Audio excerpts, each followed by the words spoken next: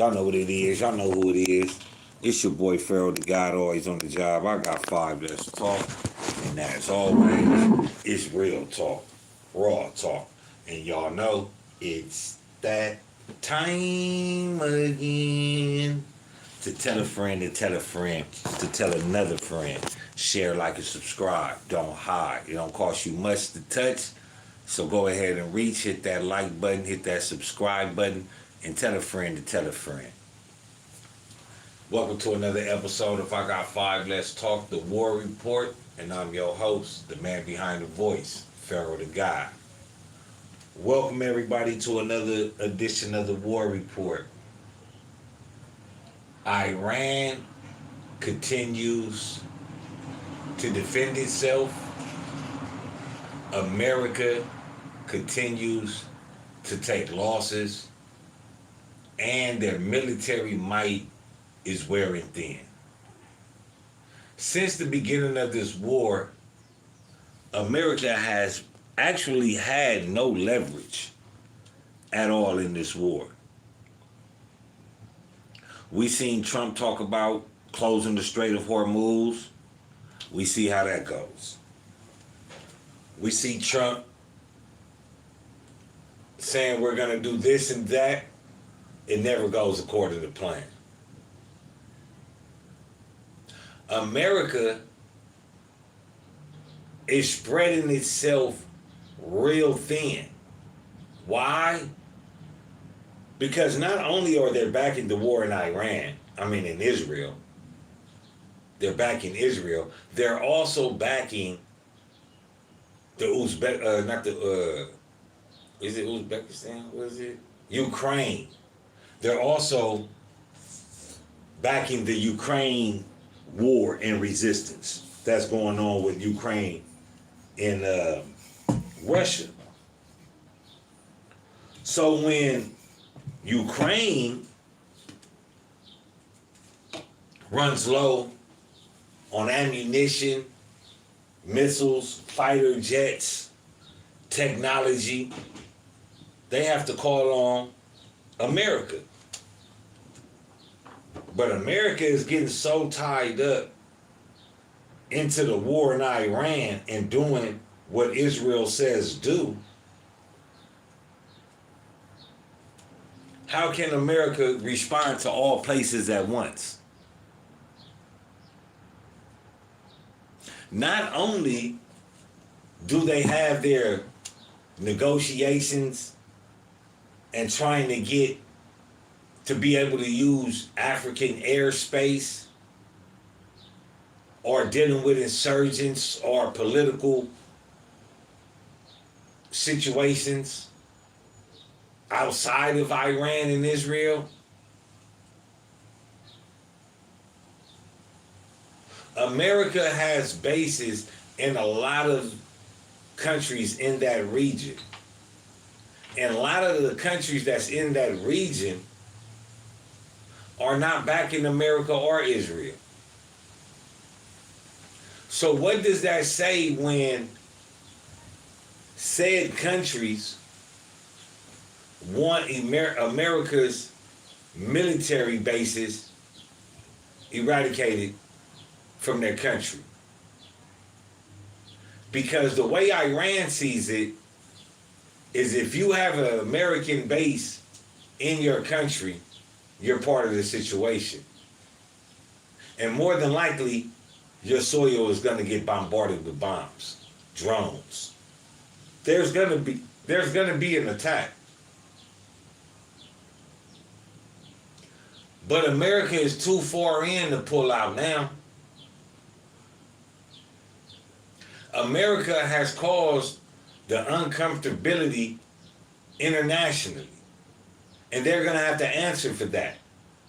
Maybe just not to the citizens of the United States, but maybe to the citizens of the world, the citizens of NATO.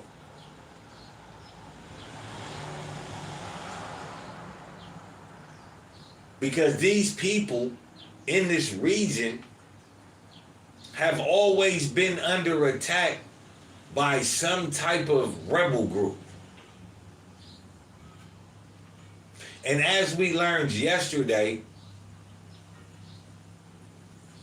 that the vast majority of these rebel groups have been exposed to be started or funded by the Zionist regime. Yesterday, we watched how Benjamin Netanyahu had talks with Somaliland 4 years before recognizing Somaliland as a sovereign nation. Before Netanyahu talked to Somaliland, the Houthis wasn't that big of an influence in the region. They were well taken care of, as in opposition. Now we got the Houthis firing up upon boats in the Red Sea, becoming a thorn in the side of certain situations.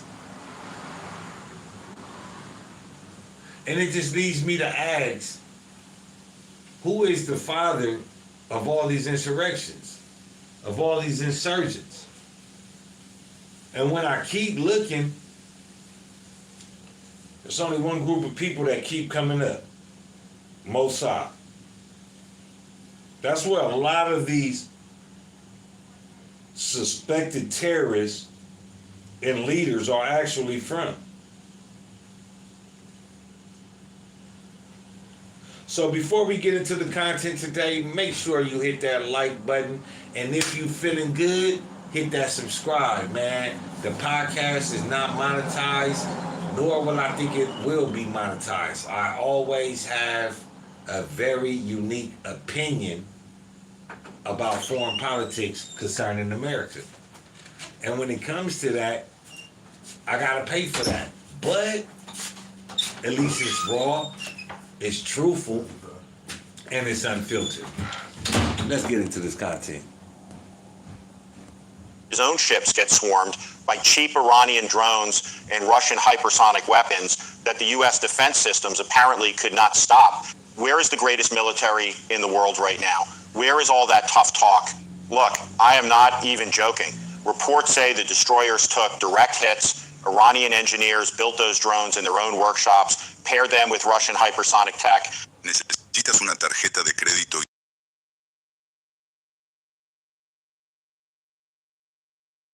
Shops, paired them with Russian hypersonic tech. Hey, shout out to the mods, shout out to the mods, shout out to the guys always on a job. What up, Sticky? I see you in the building. Punch straight through America's billion-dollar defenses. Meanwhile, Trump is probably somewhere panicking, tweeting, or trying to figure out how to spin this. Israel must be absolutely terrified right now, because if Iran can do this to the U.S. Navy, what does that say about all those invincible defenses they keep boasting about with our tax money?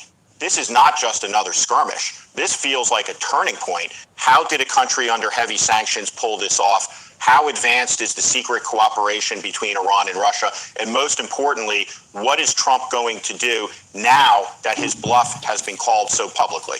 Stick with me, because in this video, we are breaking down everything. The weapons, the tactics, how America just lost control, and what this really means for all of us. If you are as shocked as I am right now, smash that like button and let me know in the comments. Do you think Trump is panicking? Type Trump lost if you see it too.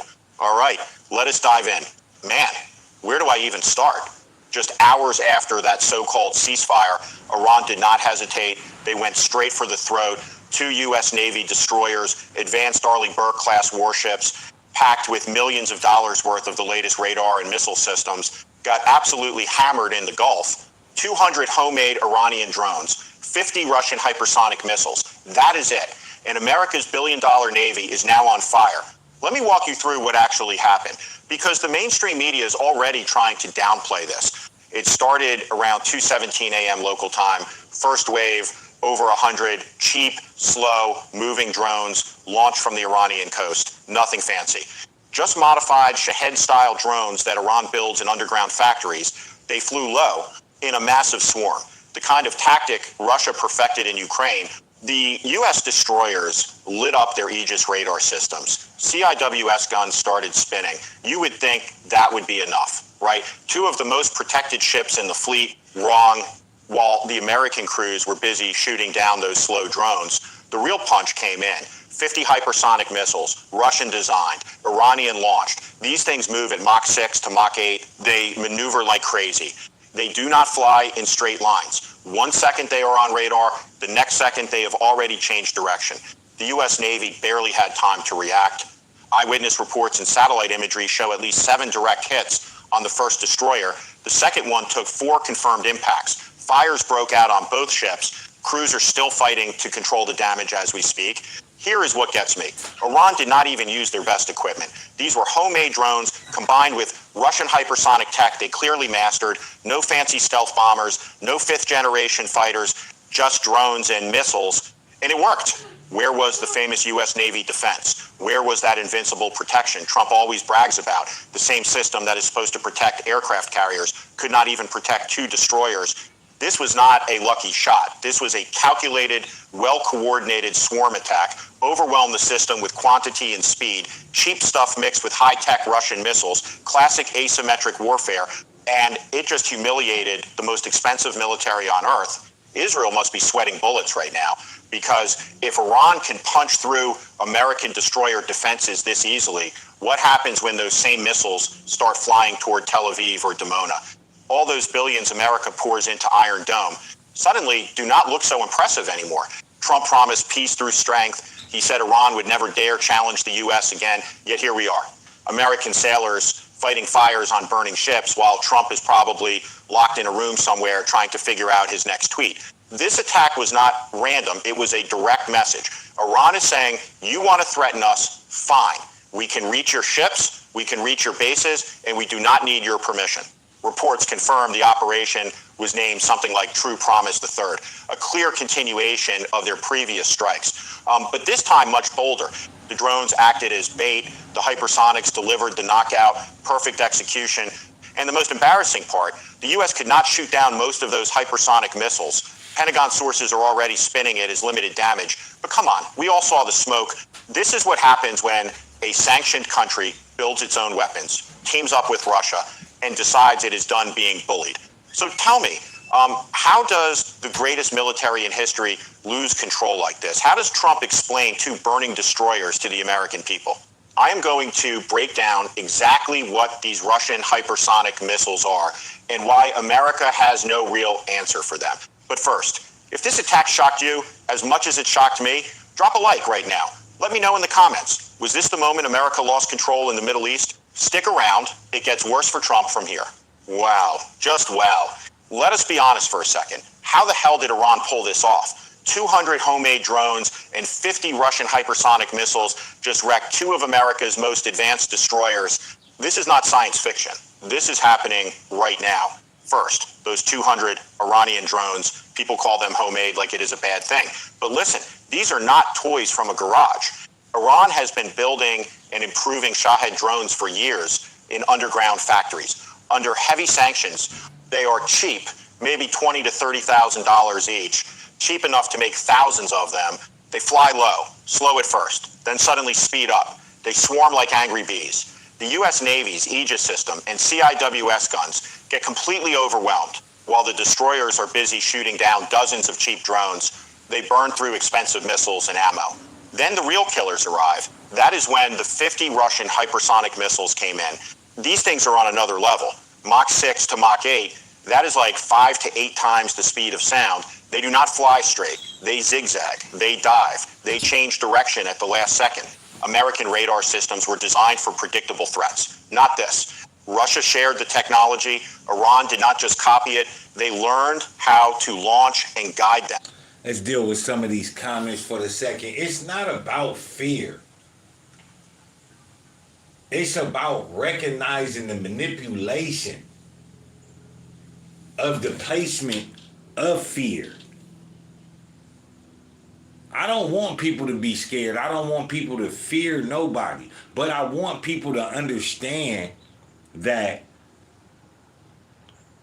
no matter what you think of it, it is the assessment of what's going on around the world. And I see people always saying, this is AI, that's AI. The message isn't. The facts are still the facts. The facts will always remain.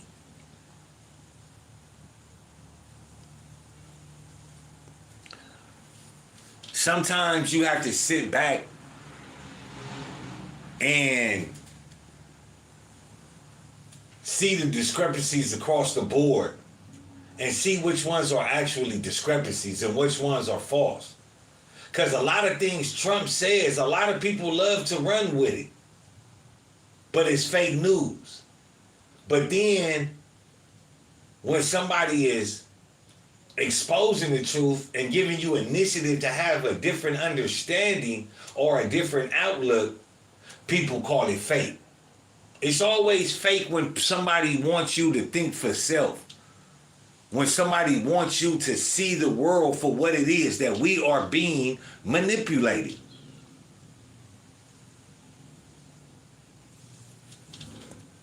Think about that. They don't want you to know about it.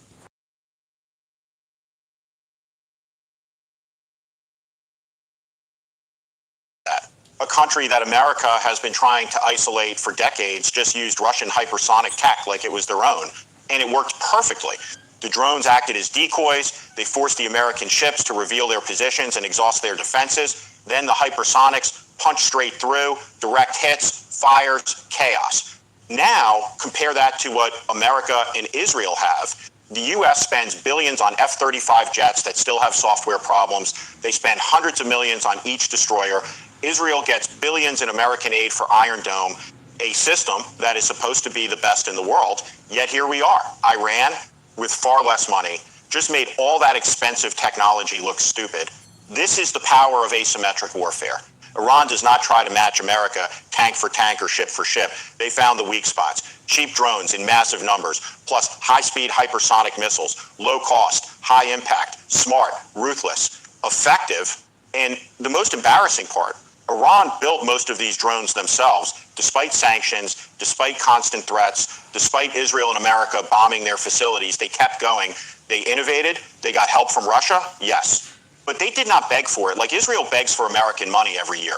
This attack proves something huge. Technology in the right hands beats money in the wrong hands. Russia must be smiling right now. Their hypersonic weapons just got real-world combat proof against the U.S. Navy. China's probably taking notes too. And North Korea, they are watching closely. Trump used to laugh at Iran's military. He called them weak. He said their equipment was old and broken. How is that working out now? Donald, those burning destroyers are the answer. This was not luck. This was preparation. Years of developing domestic missile and drone programs while America was busy fighting endless wars and printing money. Iran just showed the world that a determined nation with smart allies can challenge the so-called superpower and win the first round. So here is the big question. If Iran can do this with homemade drones and Russian hypersonics today, what will they be capable of in 6 months or a year? America has no good answer for hypersonic weapons yet. They have been talking about it for years, but still do not have a reliable defense. That is why Trump is panicking. This attack exposed the limits of American military technology. All the fancy systems, all the billions spent, could not stop a swarm of cheap drones and fast Russian missiles. And that is terrifying for Washington, because if this can happen in the Gulf, it can happen anywhere. All right, I am getting fired up just talking about this. After y'all in the comments, yeah, this is AI. And I appreciate you said you was going to give it a time to see if it's lies. But you may say it's lies now, but in 3 days when you see the reports come out, in 3 days when you see America has not advanced on Iran the way it said it will do. We all thought Iran was weak. We all thought Iran was bullshit. But has America taken over Iran? Has America disabled Iran? No, it hasn't. And this is where that America facade comes in of, oh, this is AI, it's bullshit, it's this, it's that. But ask yourself, how much of it could be AI when America is still fighting a war that they haven't won? But yet America tells you we knocked out 80% of their military. But you believe that though, huh? Y'all believe that Iran's military is depleted down to 20%, but yet they still pulverizing America and Israel. They're openly fighting amongst each other. But one has to be the loser and one has to be the victor. And in what's going on, America nor Israel is looking like the victor in anything that they're doing. The Iranian people had Americans in Israel bombing paintings on a fucking runway. Come on now, let's be real here. They're openly fighting amongst each other, but America is in the war, but America can't stop the war. America tells lies after lies after lies after lies, and people continue to believe them. I love that one. Why don't you just leave the country and move to Iran? I got a better one for you.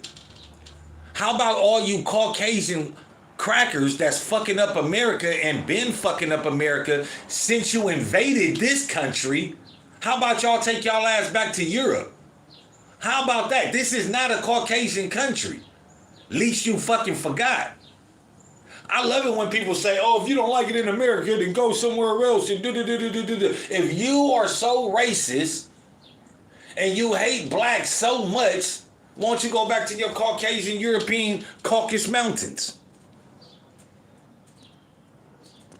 If you are amazed by how Iran is fighting smart and fighting hard, hit that like button. Tell me in the comments which shocked you more, the homemade drones or the Russian hypersonics. Next, we are going to talk about Trump's meltdown and how Israel is losing its mind right now.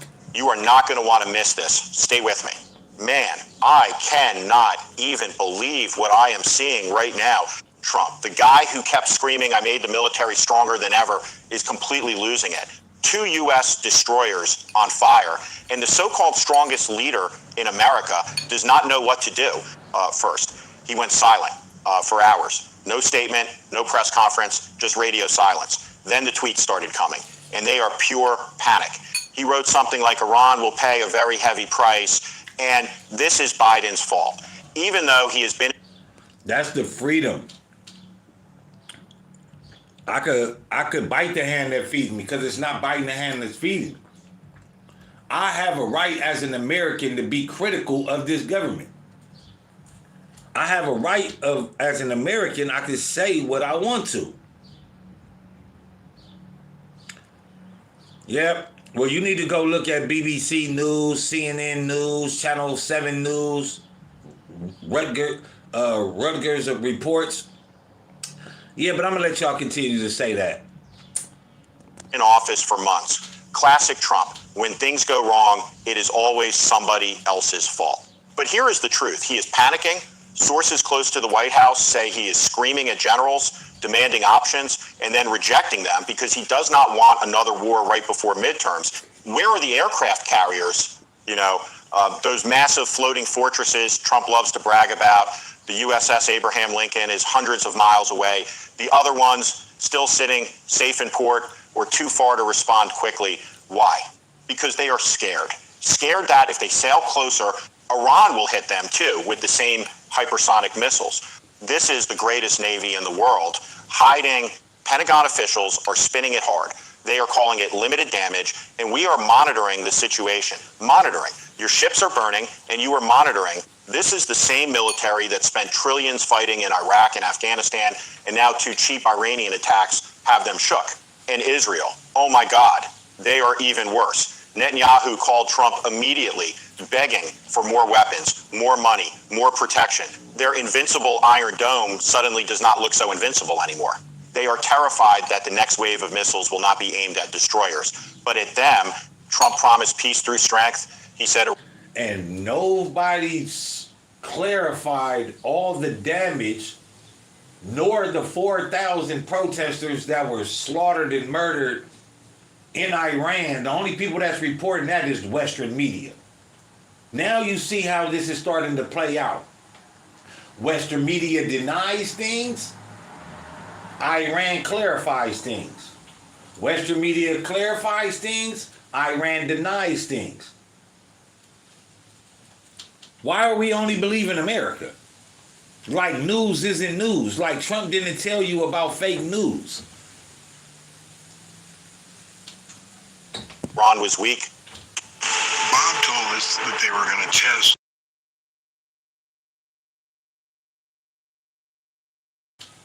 Promised peace through strength. He said Iran was weak, broke, and finished. Remember all those maximum pressure speeches? How is that working out? Donald, now America is exposed. The world is watching the United States get humiliated by a country they have been sanctioning for 40 years. The real problem, Trump has no good options. If he strikes back hard, Iran... CD, just let me ask you this.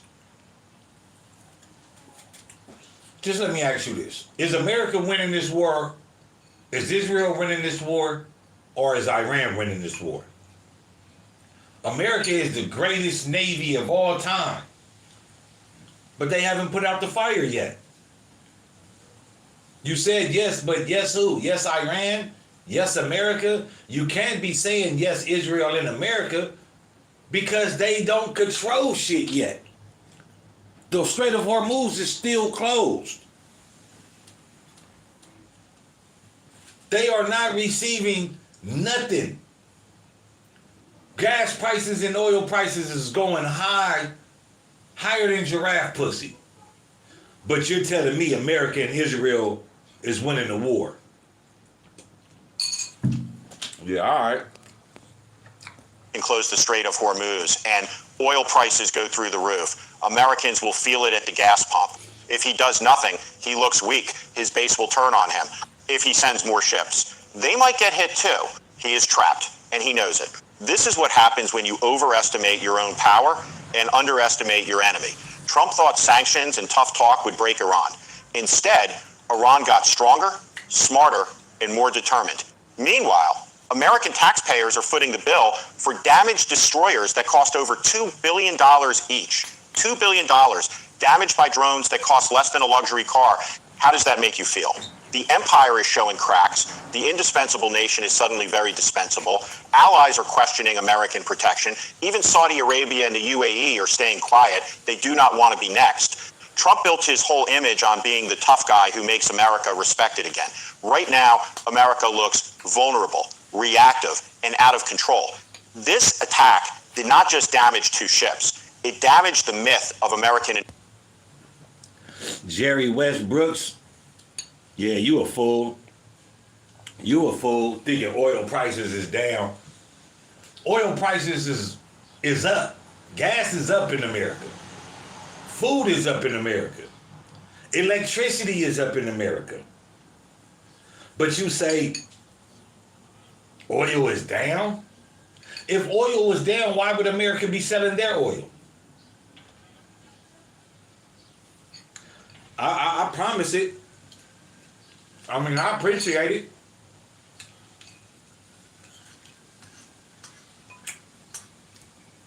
Thing about this is, America, y'all love for America to be this big, dominant country. Name a war that America won. Name a ground war that America won. This is y'all problem, chat. Y'all keep believing in America of old. The gig is up. Niggas know how. World War II. World War II. They let Hitler live. How did they win World War II? When all the Nazi Jewish scientists came to America. Yeah, I asked you, I'm not getting mad. I asked you, name a war that America won, and you said World War II. And I'm saying World War II, how? Hitler was still alive. All the Nazis came to America, into Argentina. The Jewish scientists that started the gas chambers, and all of them went to NASA. NASA in Hebrew is called deception, deceiver. America won World War II. No, America didn't win World War II. The Zionist regime won World War II because they were allowed to institute their capital banking system. And by the way, the earth is flat. Invincibility. And that myth was the only thing holding a lot of this together. So here is the real question. Can Trump admit that his strategy failed, or will he double down and drag us into something much worse? I am genuinely curious what you guys think. If you were seeing the panic and the weakness like I am, smash that like button, comment below, Trump panics or America exposed. Let me know your thoughts. We are not done yet. I am going to show you how Russia, China, and North Korea are reacting and why they are all smiling right now. Stay with me. This story is getting darker. Hey, the trolls got my shit booming today. The trolls got me booming today. Keep doing it, trolls. Keep doing it. For Trump by the minute. Guys, you have to see this while Trump is having a full-blown meltdown and his ships are still burning. Guess who's popping champagne right now? Russia, China, and North Korea. The new Axis is not just watching, they are celebrating, and they are not even hiding it. First, Russia. Putin did not waste a single second within hours of the attack. The Kremlin released a statement basically saying Iran has the right to defend itself, but that is not all. The government is banning these $29 adaptive itself, but that is not all. Russian officials are quietly confirming they provided the hypersonic technology. Some sources even say Russian advisors helped plan the swarm attack. Think about that. Russia just tested their hypersonic weapons using the U.S. Navy as target practice, and it worked perfectly. Putin must be laughing his ass off. After years of sanctions, he just handed Iran the tools to humiliate America. Their warships in the Gulf are now on high alert too, but in a confident way, not the scared way America's are. Now, Hey, thank you, Hove. I do appreciate that, man. But these are trolls, man. These are people that, if their mother didn't even teach them, they wouldn't even find their asshole, man. You feel me? China, Beijing is playing it cool on the surface, but behind the scenes, they are all in. Chinese state media is running headlines like the end of American dominance in the Middle East. They are supplying components, satellite intel, and probably financial backing. One Chinese diplomat even said off record, Iran is teaching the world how to resist bullying. China does not need to fire a single shot. They are just watching America bleed money, prestige, and credibility. While Trump panics, Xi Jinping is calmly moving. Gumba, since you're from abroad, it's hard to speak on what Americans teach. Now, it may be selected or hard to find, but let's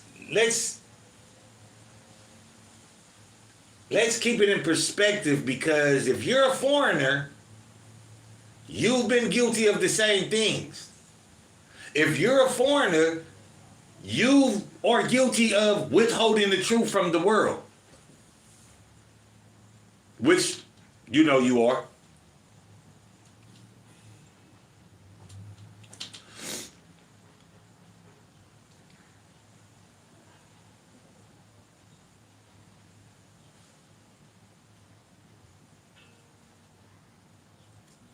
Thank you for knowing what I'm eating, but I'm not. Pieces on the global chessboard. This is exactly what they wanted. A distracted, weakened United States. And then there is North Korea. Kim Jong-un is probably the happiest of all. Reports say North Korean engineers have been in Iran for months. So they are sending more missile tech, artillery shells, and maybe... Hey, Gumba, you better hope ICE don't find your ass. Keep talking. Somebody in this motherfucker gonna get your IP address and you gonna be mad in the morning. You better shut the fuck up. You fucking illegal, documented motherfucking immigrant. Even specialists, North Korea gets to test their weapons in real combat conditions through Iran. And in return, they get oil and political cover. This is not three separate countries anymore. This is a real alliance, a coordinated bloc. Russia gives hypersonics. China gives money and diplomacy. North Korea gives quantity and fanatic engineers, all feeding Iran. Meanwhile, what does Trump have? A bunch of scared allies who are starting to wonder if America can still protect them This attack just proved the multipolar world is not coming. It is already here, and it is winning. The contrast is insane. Trump tweets angry messages like a cornered animal. Putin, Xi, and Kim stay silent in public but act decisively behind the scenes. While America talks tough, the new axis delivers results. Russia just got revenge for every sanction. China just watched their biggest rival lose face. North Korea just gained massive battlefield data for their own missiles. And Iran. They are the star of the show, the frontline fighter who is actually doing the fighting while the big powers support from the shadows. This is what Trump... Hey, shout out to Hove, man. Even though I'm running the war report and people may think I'm so un-American or whatever, I would like to be the first to say thank you for your service, man. I don't know how you feel about the wars that you fought in or what's your assessment of outlook, but I do want to say that I do appreciate your service, and I do appreciate you putting your life on the line. You feel me?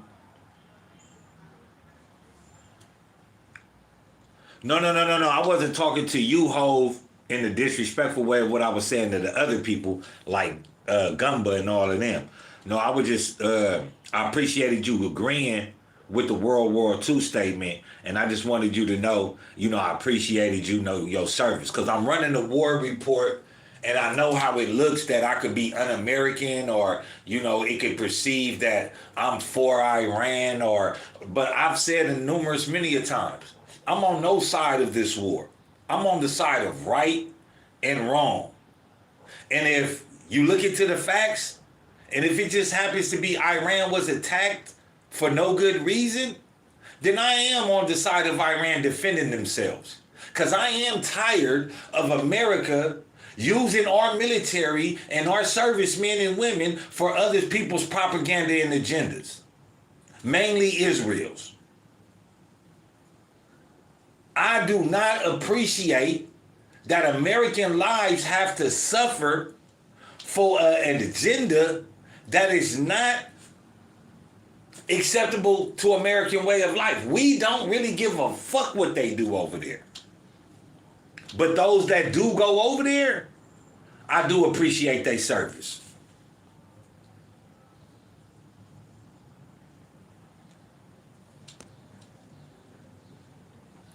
Yes, Hov, and that's my main thing about the war report, is that we are, as an American society, we are allowing our governments to control us instead of the government being controlled and ran by us.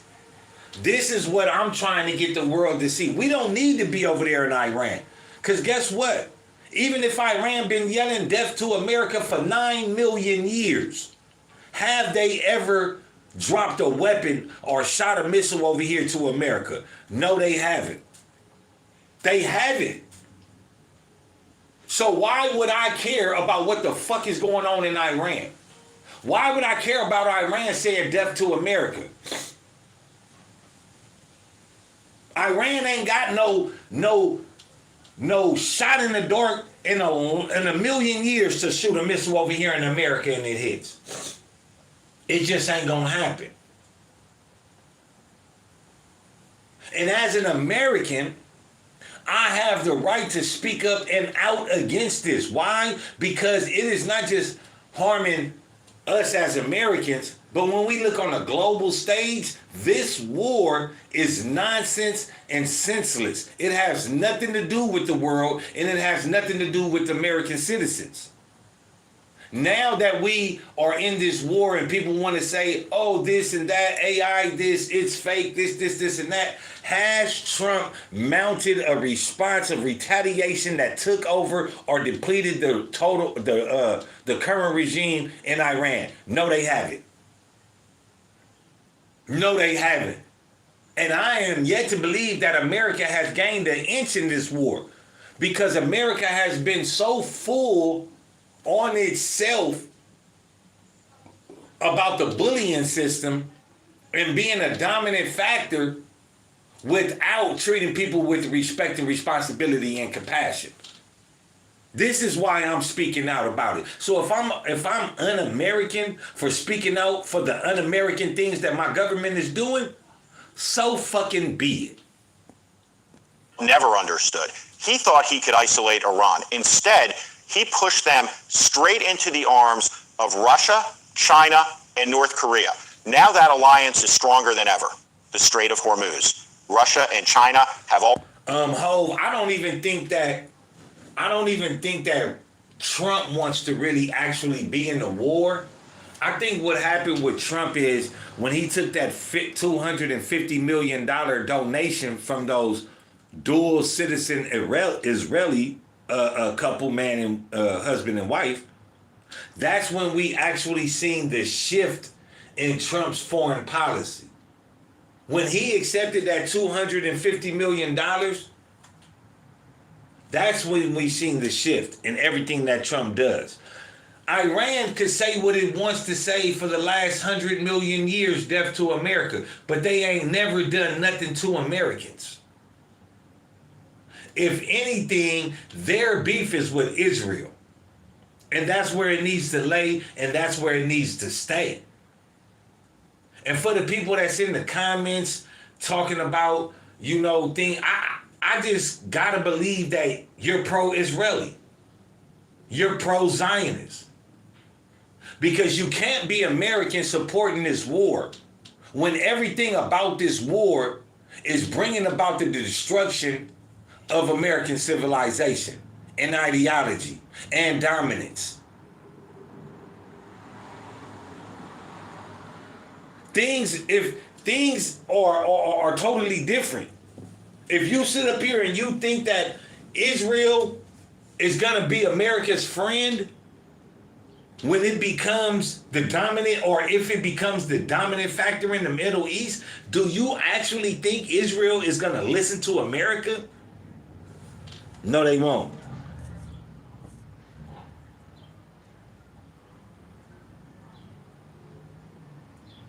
After the revolution of 97 that was created by America, yeah, they hate America. I would too.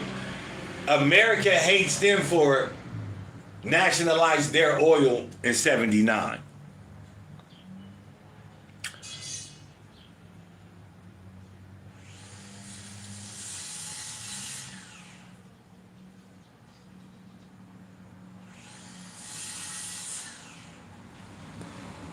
Already warned America, do not even think about blocking it. Their warships are moving closer, their diplomats are active, the message is clear, touch Iran and you touch all of us. This is the new reality. The era where America could bully one country at a time is over. So tell me honestly, does this look like the falling empire or what? Russia, China, and North Korea are not scared of Trump. They are emboldened by him. The more Trump threatens, the tighter this axis becomes. This changes everything. The balance of power is not shifting slowly. It just took a massive leap forward in one night. I am actually speechless at how fast this is moving. If you are watching the old world order crumble like I am, hit, like right now, comment below. Axis rising, we're Trump isolated. I want... Truckload, man, you are exactly right. Hey, shout out to Truckload for hitting it on the nose, man. I didn't want to bring it in to that part of the topic because these trollers and these numbskulls are not going to believe it. But every day, Trump, his family, and his cronies are making millions upon millions upon millions of dollars.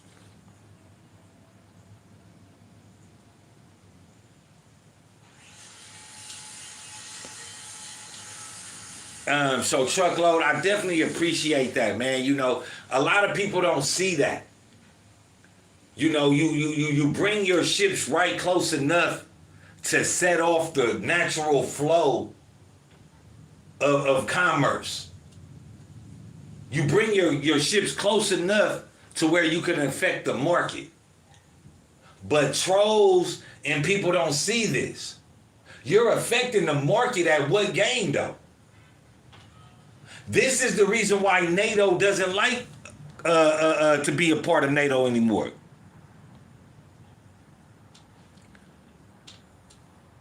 NATO is looking at it like, bro, wait a minute, You're strong arming us.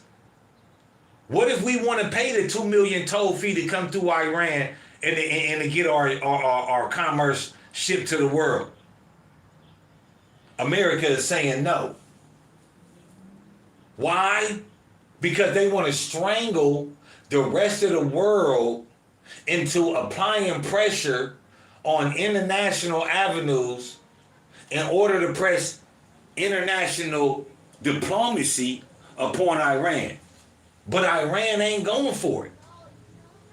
And neither is any of the other countries that's going for it. NATO, France, Australia, none of these countries are continually to live by the cow shit that America spills out of its mouth through Trump. Because it's not even strong enough to be bullshit. So we gonna leave it at cow shit.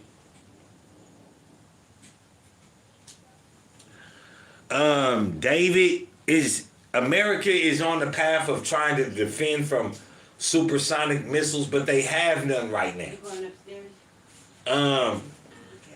Does that mean that one of the supersonic missiles Iran have can strike America? Anything's plausible.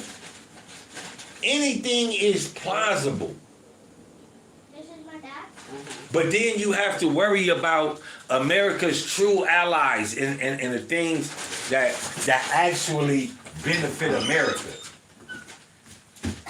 People, China, it's a lot of people that's not gonna let a missile strike America. They're just not gonna do it. But what they will do is allow America to get their ass kicked in a war, though. And this is the problem with America. America has reviewed their stockpile. And the heads of the military have told Trump time and time again, don't do it. Don't do it. But Trump continues to do it. He will not listen.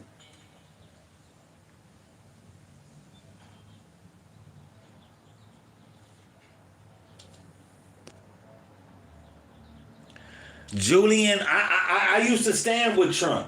I was a staunch Trump supporter. But one thing I've always said is that Trump don't like Jews and he fucks with them peoples.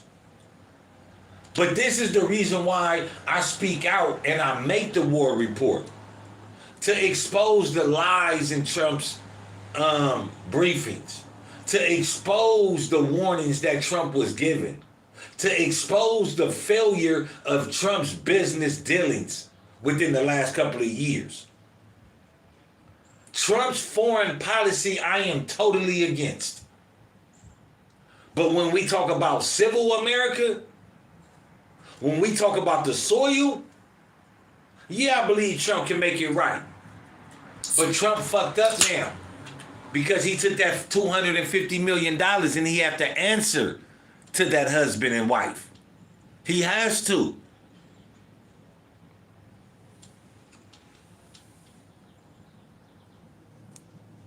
I know if you see it too. We are diving into the spirit of the Iranian people versus the borrowed power of Israel and America. That one is going to hit hard. Do not go anywhere. This is getting real. Man, this is the part that actually hits me the hardest. Forget the ships for a second. Forget the missiles. Forget the technology. What we are really seeing right now is a battle between spirit and money, between people who are willing to die for something and people who pay others to fight for them. And right now, Iran is... And I've been saying this on the war report. I've been pointing out the one thing that Iran has in its arsenal that Israel and America don't have. And that's loyalty, dedication. American soldiers don't want to fucking die. Israeli soldiers think they're not gonna die, but now that they're getting killed and being wounded and repeatedly have to be on the defense, it looks something different. So despite what you say, America nor Israel has the soldiers with the audacity to be stomped down loyal to the government. And that's what's going to help Iran in the long run. Winning that battle. Think about it. These Iranian guys launching those drones and missiles, they are not doing it for a paycheck. They are not doing it because some politician in Washington told them to. They are doing it because they believe deep in their bones that their country. The soldiers are fully aware in the American military that they're fighting this war for somebody else. Do you honestly think that all these soldiers want to die for Israel? Do you think American soldiers actually want to die for Israel? They're caught up. They're already in the military. They're going to be deployed. But what do they say? Man, if I can't. It's been hundreds of Navy officers getting kicked out of the Navy for failed drug tests because they don't want to be in the war. America doesn't have that loyalty. America never did. Well, America did in the 60s. America had that loyalty. And then the people saw what they did with that loyalty when they came home. So it always been a problem. And since then, America has been greatly divided when it comes to what do we be loyal to. So no, America doesn't have loyalty on their side. America doesn't have dedication on their side. Israel has subterfuge on their side. They have illusions of grandeur, thinking that they are the chosen people and they will not be harmed. Whoop-de-doo. Look what's going on now. Loyalty and dedication sets a different tone in warfare. And this is why America is not winning. Is worth defending even after decades of sanctions, assassinations, bombings, and constant threats. That is real willpower. I keep asking myself, where does that kind of fire come from? No one likes to sit in a cold.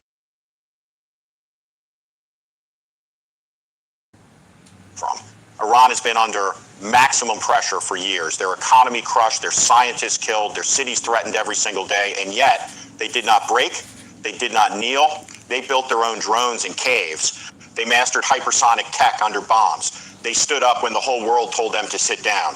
That is not just military. That is soul, that is national spirit. Now look at the other side. American sailors on those destroyers.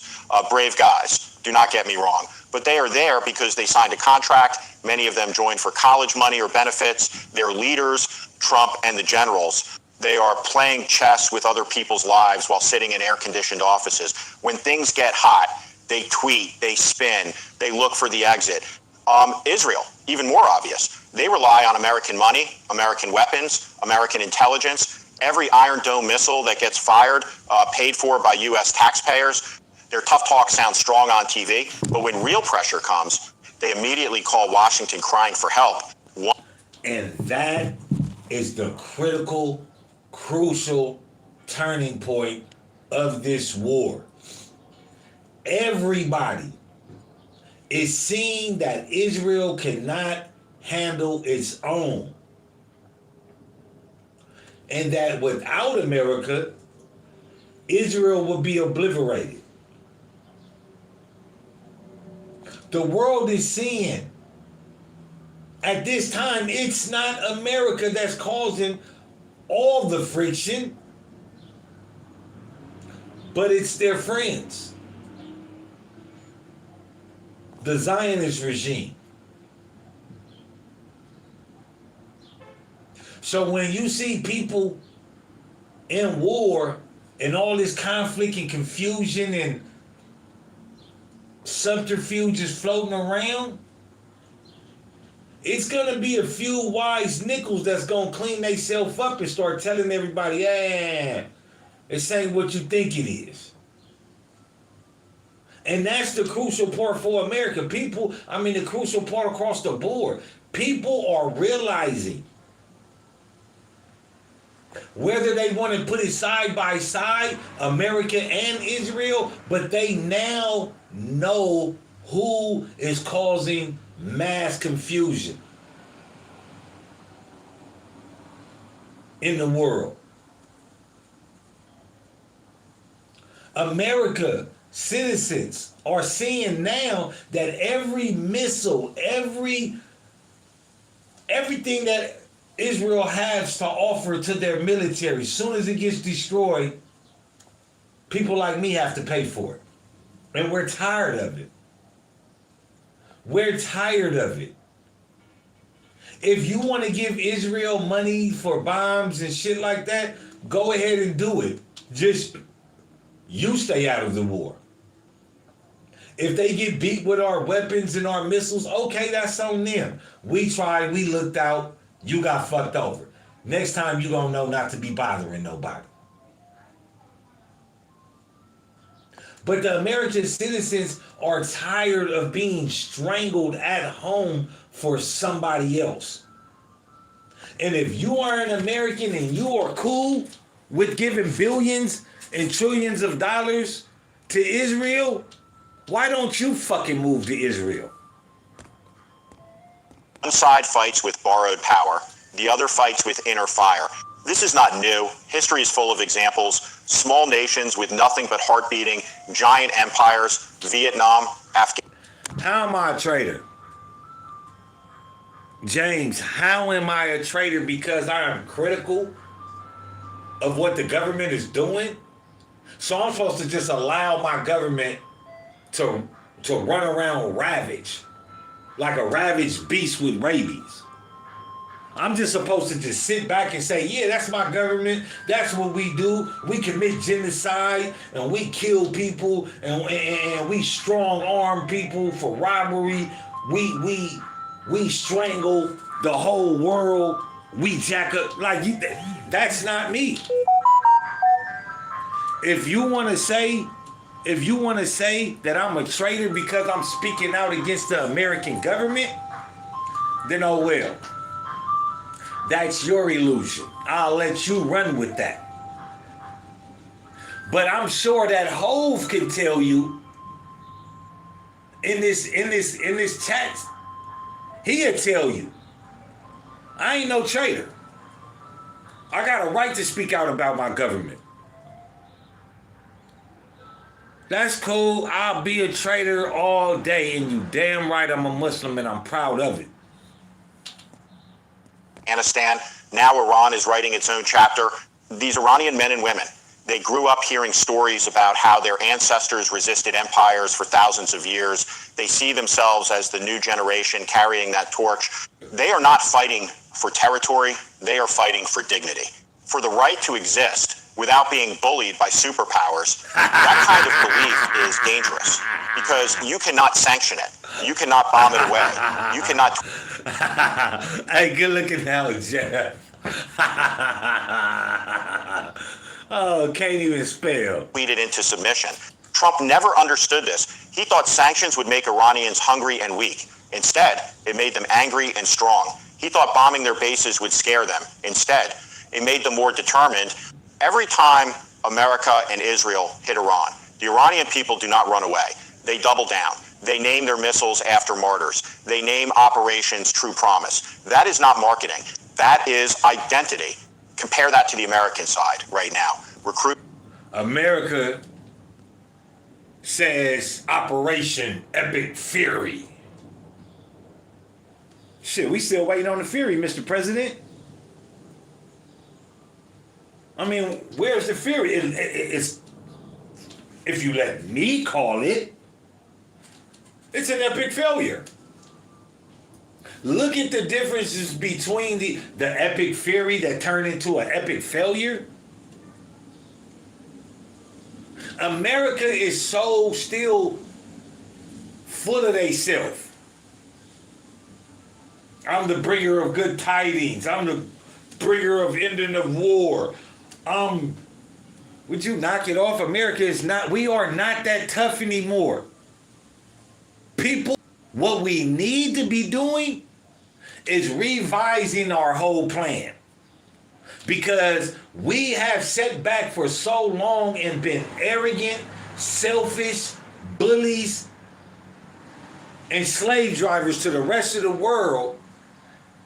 We thought that this plan and this agenda and this narrative was going to last indefinitely. But now it is being shown. What do you think all the rest of these countries that America done bullied have been doing over the years, the decades? They've been left alone. Iran is proving what the media has been saying about Americans for so long. They're not the same. They're fat. They're lazy. They're lethargic. They're full of social media. They're always in the metaverse. If you don't want to believe that, then you will never believe nothing.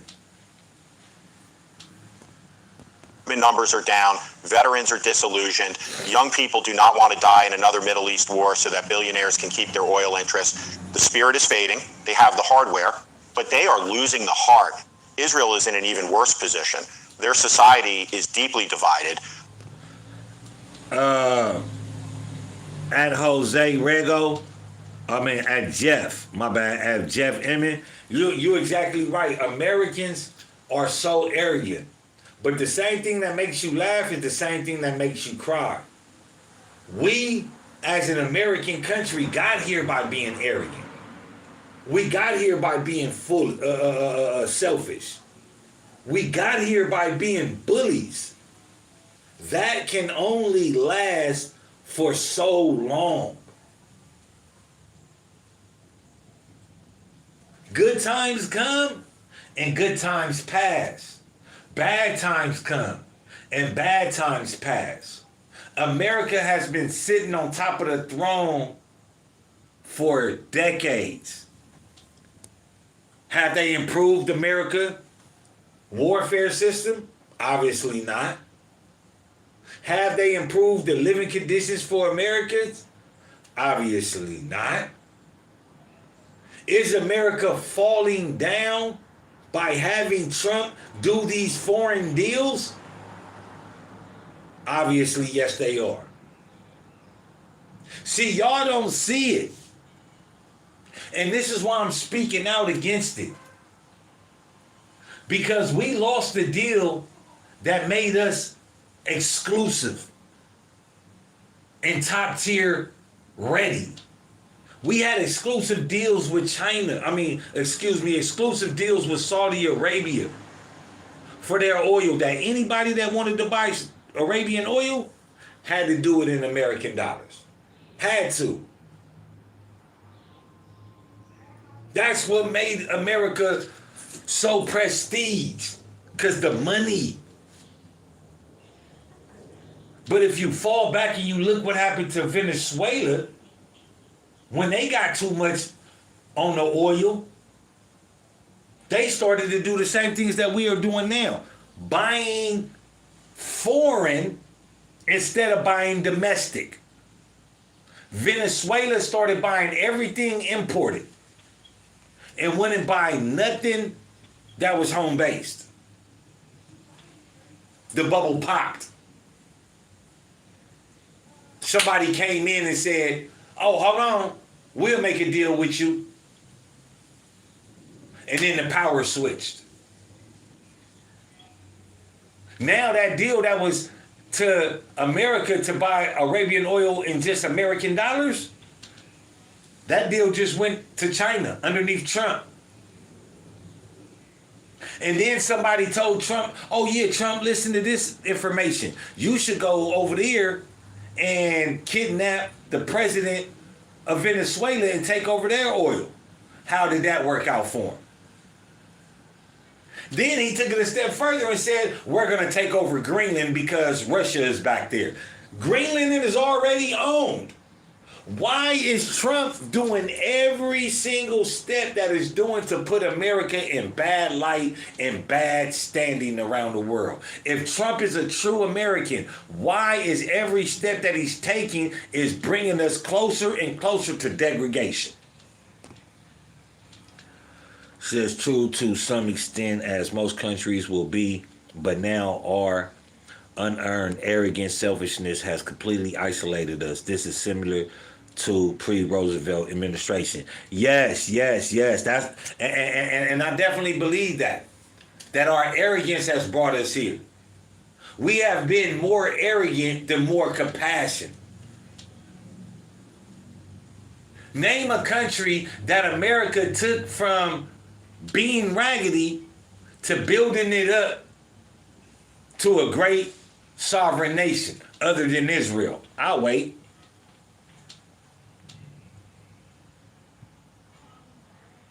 It's not. Dwayne, you're so funny. Yes, he's being told to, Hove.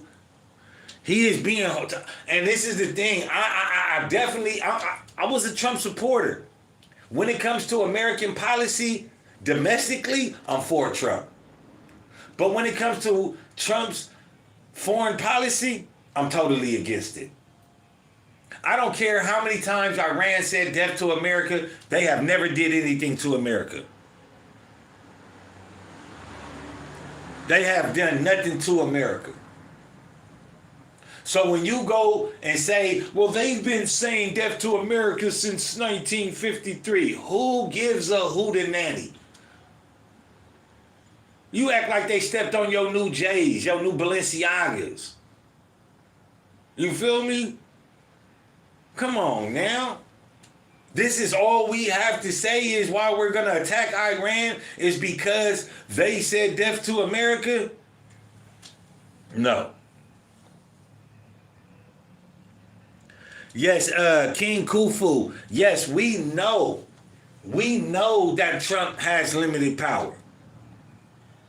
We definitely understand that.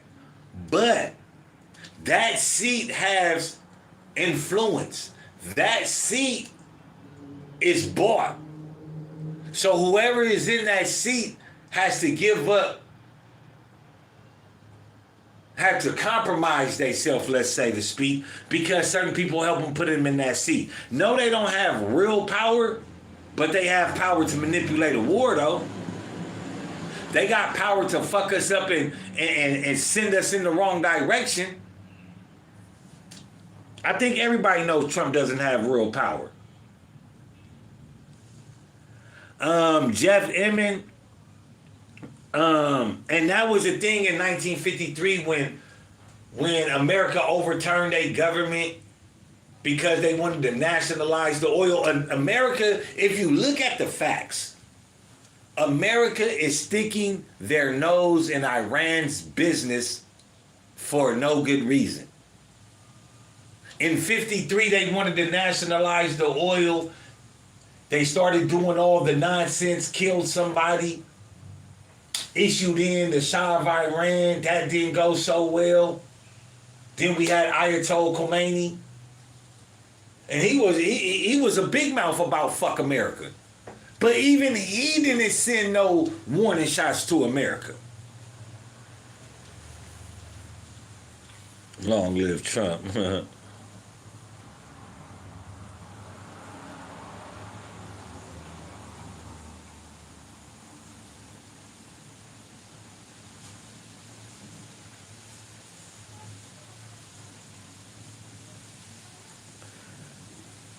Oh, this is crazy. Many Israelis are questioning the endless wars. Their leaders keep promising total victory, but can never deliver it because deep down, they know they are not fighting for survival. They are fighting to maintain dominance. And dominance is exhausting when the other side refuses to submit.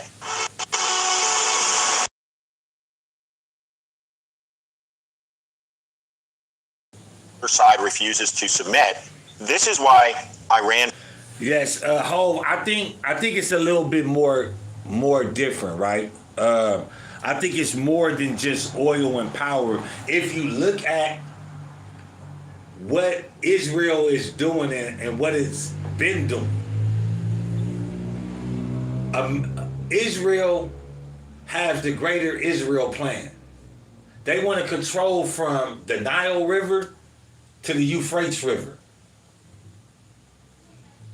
The Euphrates River is used for logistics, world trade. The Nile River comes after the Suez Canal, another body of water that Egypt created so they can have ships come through there and get paid. Now Israel and America is talking about attacking Turkey that has another body of water for international trade. And now we see Israel and America trying to take over the Strait of Hormuz. You have to realize, if Israel gets control of the Suez Canal, the Strait of Hormuz, and the water, the body of water in not France, in Turkey, and if they secure the connection with Somaliland, these are bodies of water that can be shut down and can cripple the whole world. Why would we want Israel or one country to control all of them? All right, that's why. That's true, John.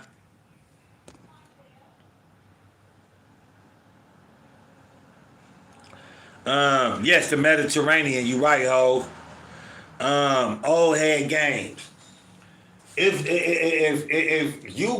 y'all just look, y'all so America, Trump, and all this, nigga, we will fucking starve if they get all these bodies of water. Do you know the catastrophic outcome it would be? Nigga, Israel don't fucking like nobody. Do you think if America helps Israel become the dominant factor in the Middle East, Israel's going to turn its back on America and going to attack America? They don't give a shit about America. America is being fooled and being blindsided by the money because we have got so arrogant and stubborn and so fat on wealth that that's all the people care about now. And they're using it against us. So if the Jews who've been meddling, if the Zionist regime who's been meddling in American affairs, that goes all the way back to the Lithuania, the boat being bombed. If we see that these people don't respect peace treaties, don't respect ceasefires, don't respect friendship, what do you think Israel is going to do to America? It's already been sabotaging its foreign affairs. It's already has America in a war it doesn't belong in. I honestly think all these deals that Trump are doing, like I named, the Saudi Arabian deal that went to China, the Venezuelan oil deal when he went over there and kidnapped the president instead of playing nice. Now that oil deal went to China. Then you talking about, we're going to take over Greenland. Ain't shit there. But you getting another country mad. Now you're blockading more of Cuba. Now you're blockading the Strait of Hormuz. Now you're in Africa. Now you're saying fuck NATO, fuck France. Somebody and some entity is trying to destroy American policy. And if you don't see that, you will forever be blind. There is a race to capture and control America, and y'all are thinking that it is a case to capture and control Iran. No, it is not. Israel is playing a deadly game of subterfuge, and Americans do not fucking see it. Yes, they are. Yes, they are. These Zionist regime people have said time and times again, have called us going, You feel me? Have called us all type of bad words. How do you believe? That's like somebody calling me derogatory names all day, like I'm gonna go eat at their house. I'm not gonna go sit down with these people and ask them, nigga, cause people done came to your house before and been slaughtered. People have walked into the house of Israel to go have dinner and never came home.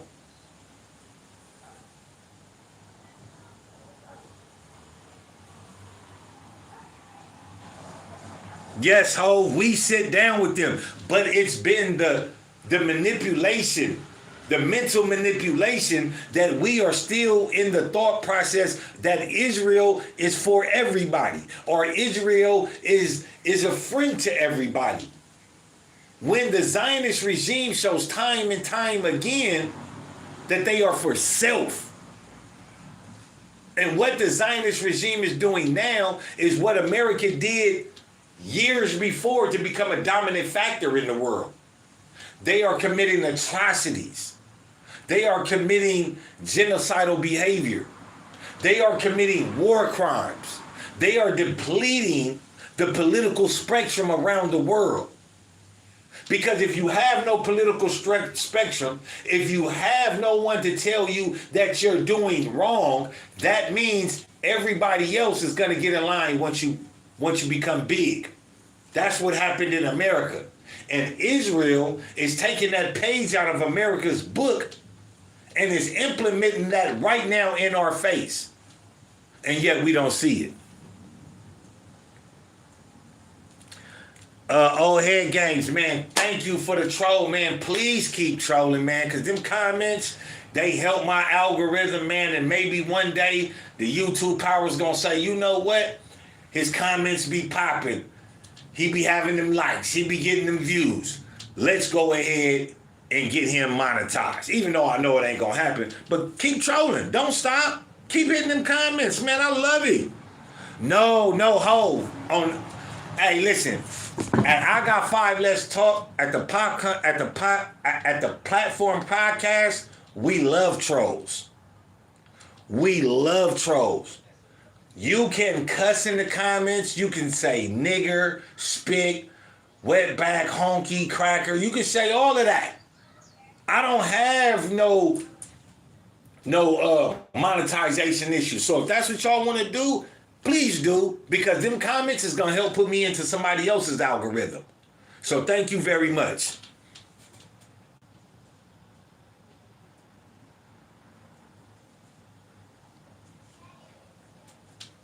Bots get you banned. Yeah, okay. You're going to get banned.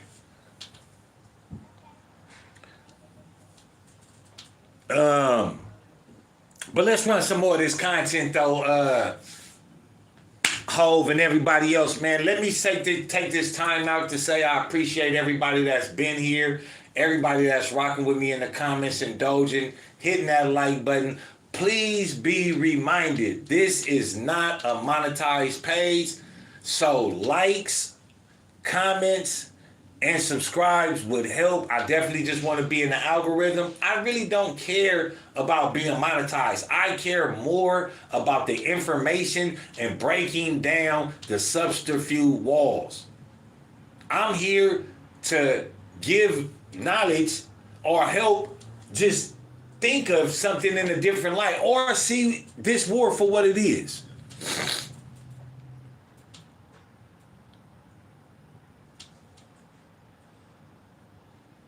Yes, facts. Let's get back to this content, Hove. Feels unstoppable right now. They have something the West lost a long time ago, a unifying cause, a sense that their fight is righteous. Whether you agree with their government or not, you can not deny the raw determination of their people. I am not saying Iran is perfect. No country is. But in this moment, their national will is stronger, clearer, more focused. That is why 200 homemade drones and 50 hypersonic missiles felt like 1,000 cuts. It was not just metal hitting metal. It was a people who refused to be broken, showing the world they still have fight left in them. Trump keeps calling them losers. But who is really losing here? The country that cannot protect its own ships. All right, normally I won't do this, y'all, but since y'all don't like him, he's out of here. He finna get up out of here. Or the country that keeps building weapons under sanctions and still on. manages to strike back. This spiritual factor is what the Pentagon cannot put in their spreadsheets. They calculate missiles, radar ranges, budgets, but they never calculate how much a man is willing to sacrifice when he believes his cause is just. And that is why they keep getting surprised. The Iranian people are showing the world that sovereignty still means something, that a nation with pride can stand against empires, that money and technology eventually hit a wall when they meet unbreakable will.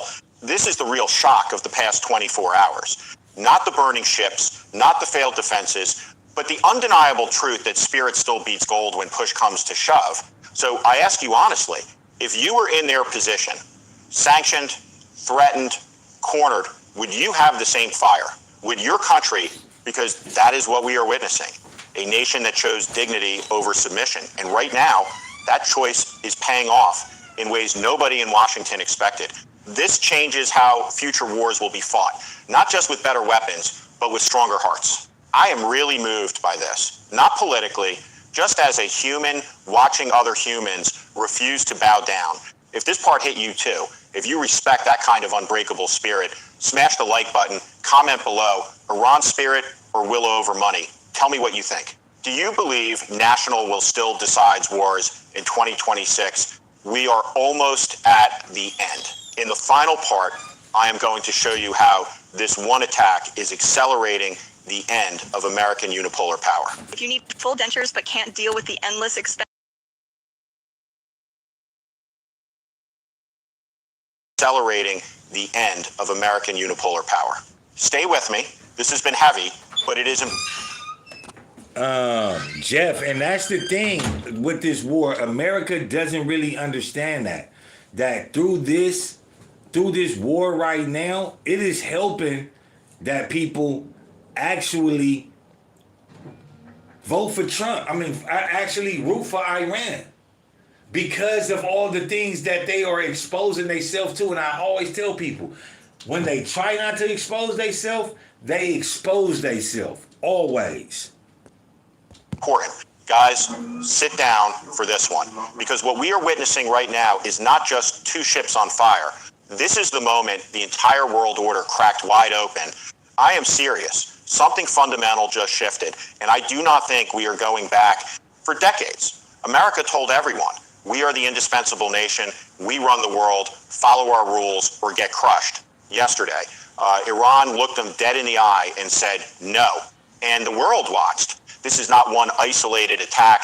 This is the official arrival of the multipolar world, the end of the American unipolar moment, and it is happening faster than anyone predicted. Look at the map right now. On one side, you have the old order, America and its loyal sidekick, Israel, backed by a tired NATO that is running out of ammo and willpower. They still think they can dictate to everyone else how to live, who to trade with, and what weapons they are allowed to have on the other side. A real alliance is forming. Russia, China, Iran, North Korea, and more countries quietly joining every month. This is not some axis of evil nonsense from Bush era. This is a functional block of countries that are done asking for permission. Russia provides the hypersonic brains. China brings the money, the factories, and the diplomatic muscle. North Korea supplies the sheer volume and testing courage. And Iran is the frontline warrior, the one actually willing to bleed while the others support from behind together. They just proved that America cannot win a war of attrition anymore, not when the other side is willing to endure sanctions for decades and still come out swinging. Trump's entire strategy just collapsed in real time. He thought isolating Iran would work. Instead, it created the strongest anti-American partnership we have seen in modern history. Every sanction, every assassination, every threat pushed Iran closer to Moscow and Beijing. Now the consequences are here. The Strait of Hormuz, that narrow little waterway that carries 20% of the world's oil, is no longer under American control. One more escalation and Iran can shut it down. Russia and China have already made it clear they will not let that happen without consequences for the West. Oil prices will spike, Europe will suffer, American voters will feel pain at the pump, and suddenly the strongest military looks very limited. This is what multipolarity looks like. Countries no longer fear America the way they used to. Saudi Arabia is hedging. India is buying Russian oil. Turkey is playing both sides. Even some European nations are starting to question how much longer they want to follow Washington into every new conflict. The myth of American invincibility is dying in the waters of the Persian Gulf. Israel is panicking the most. For years, they have hidden behind the idea that America will always have their back, no matter what. That myth is cracking too, because if America cannot even protect two destroyers, how are they supposed to protect Israel in a real regional war? The era of Israel can do whatever it wants and America will pay the bill is coming to an end. The borrowed power is running out. This one attack by Iran did more than damage ships. It accelerated history. We are watching the transition from a world with one superpower to a world with several centers of power. And the new centers are rising fast. China is learning. They are watching how Iran combines cheap drones with high-tech Russian missiles. They are taking notes for Taiwan, for the South China Sea. Russia is testing weapons and weakening its rival without direct confrontation. North Korea is gaining real combat data. Meanwhile, America is stuck in the past, still thinking sanctions and aircraft carriers can solve every problem. They cannot. The dollar is still strong, but its power as a weapon is weakening. Countries are trading in yuan, in rubles, in rupees. De-dollarization is not a conspiracy theory anymore. It is happening in real time because nations no longer trust America will not freeze their money tomorrow. This is bigger than the Middle East. This is about the end of an era. The American empire told itself a beautiful story, that it was the good guy, the defender of freedom, the unbeatable force. But when a sanctioned country with homemade drones can humiliate the U.S. Navy, that story starts sounding like propaganda. History does not lie. All empires fall. They fall when they become arrogant, when they overextend, when they lose the respect, and more importantly... Yes, Israel is terrorizing the whole region along with America. Nobody in that region has had more problems with people that didn't attack them than Israel. I could get it. Israel says, oh, well, you know, Israel says, oh, well, you know, these people hate us and all that. But why does Israel continue to attack people that don't attack them? How can you claim to be of God, but all you do is attack people and do evil shit? Man, this dude is, old head game, you a fucking faggot, dude. Like, on some real, like, you just want the comments to be all about you. So what about Trump? The fear of other nations. We may be watching the beginning of that fall, not in one dramatic collapse, but in 1,000 small humiliations, burning ships, failed defenses, panicking leaders, allies starting to drift away. And at the center of it all, Iran, a country that refused to die, a country that turned pressure into fuel, a country that just became the symbol of resistance in the 21st century. This changes everything for the next decade. Future historians will look back at these burning destroyers as the moment the world officially became multipolar, the moment America lost the ability to impose its will without consequences. So I have to ask you, are you ready for this new world? Because it is here, whether Trump admits it or not. The age of one superpower bullying everyone is ending. The age of balance, messy, dangerous, but real, has begun. And ironically, it was Iran that delivered the wake-up call. I am not going to lie. Watching this unfold is both terrifying and strangely hopeful. Hopeful that no empire lasts forever, that determined nations can still push back. If this big picture hit you like it hit me, smash that like button hard. Comment below, multipolar world or empire falling. Tell me, do you think American dominance is truly over, or is this just a temporary setback? This was heavy, but this is reality in 2026. Now, let us wrap this up. I am sitting here just breathing heavy. 2 American destroyers on fire, Iran standing tall, Trump panicking, the world shifting right in front of our eyes. It is a lot to take in. But here is what I want you to remember when you walk away from this. This is not just about who won or lost a battle. This is about something much deeper. It is about spirit-beating money. It is about a nation refusing to bow down even when the whole world pressures them. It is about how arrogance and overconfidence can blind even the most powerful country on earth. The big lesson: no empire lasts forever, no amount of money, weapons, or tough tweets can replace real willpower and national dignity. Iran just reminded the world of that truth.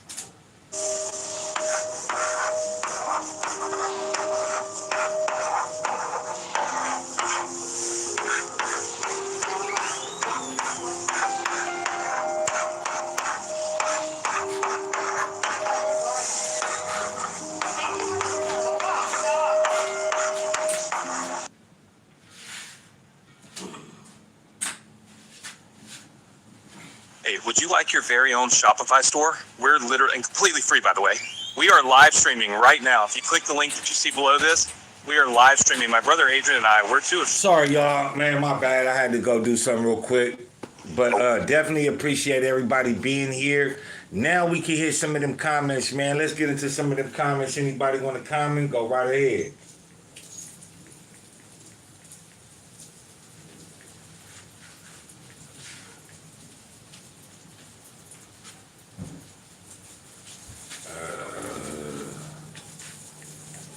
I didn't see you, Chubby. I was like,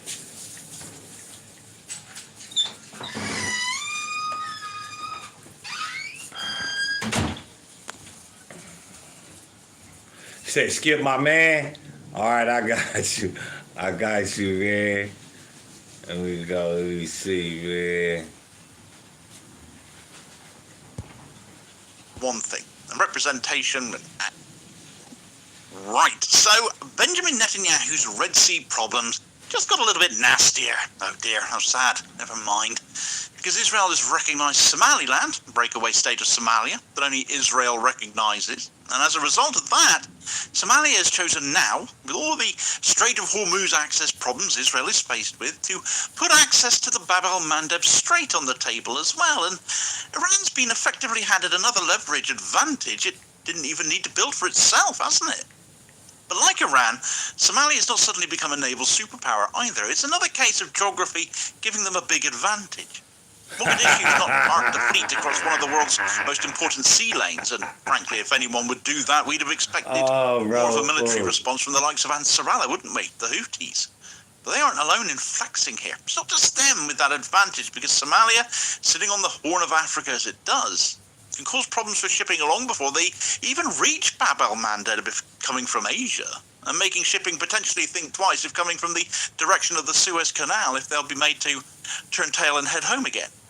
So this is very much a self-inflicted hen coming home to roost for Israel, if you will, because something they cooked up a while ago is suddenly punching them in the face now, right when they're already logistically kiboshed elsewhere. Israel has, of course, taken a breakaway region Somalia still claims as its own territory, Somaliland, and they've treated it as a useful diplomatic and military... I gotta do something real quick, because he just got on my nerves with this.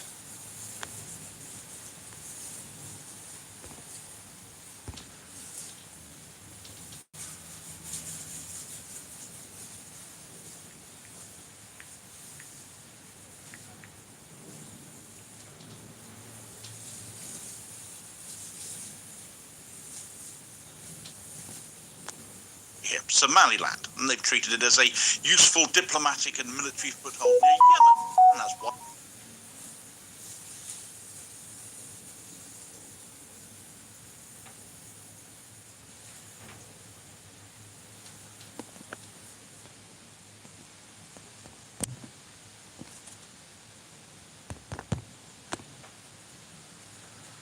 Oh, man, hold on. Give me a second, Charlie. This dude is,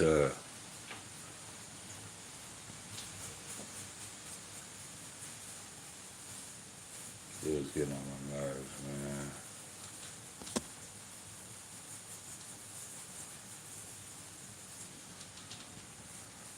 I gotta do this real quick. Here, Somaliland, and they've treated it as a useful diplomatic and military foothold near Yemen, and has widely been presumed to give it a more advantageous position to deal with the Houthis if needs be, or at least that's their logic, and effectively dragged Somalia's legal grievance with that region, with a chunk of its own territory as that is, into the wider Middle Eastern war zone. Israel does love to drag others into its warmongering, doesn't it? Only on this occasion it's well and truly gone against them.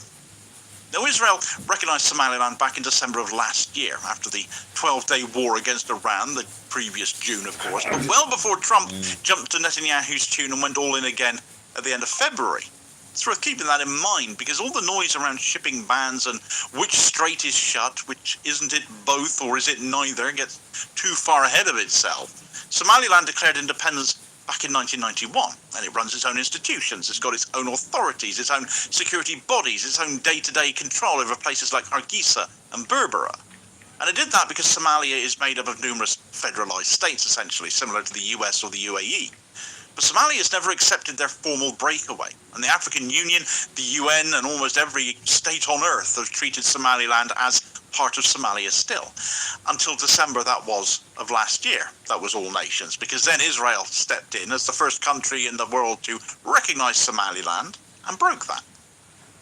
At that point, Somalia's State Minister for Foreign Affairs, Ali Omar, called the whole move unlawful, said Somaliland remains part of Somalia's sovereign territory. The Organisation of Islamic Cooperation condemned the recognition, and Israel later moved to install an envoy as an attack on Somalia's unity.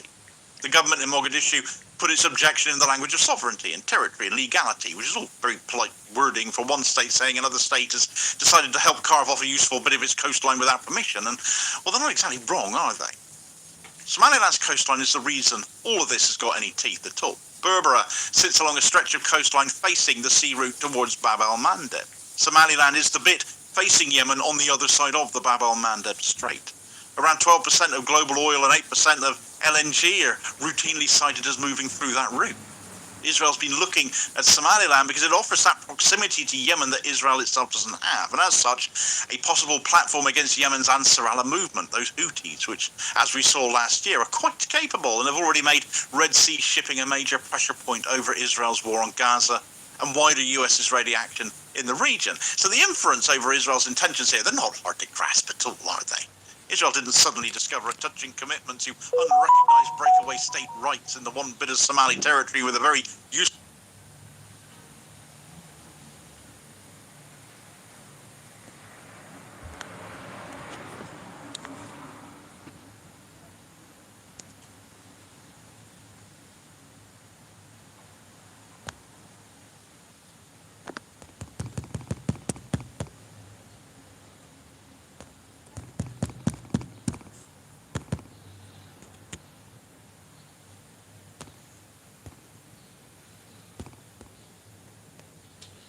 rights in the one bit of Somali territory with a very useful coastline opposite Yemen.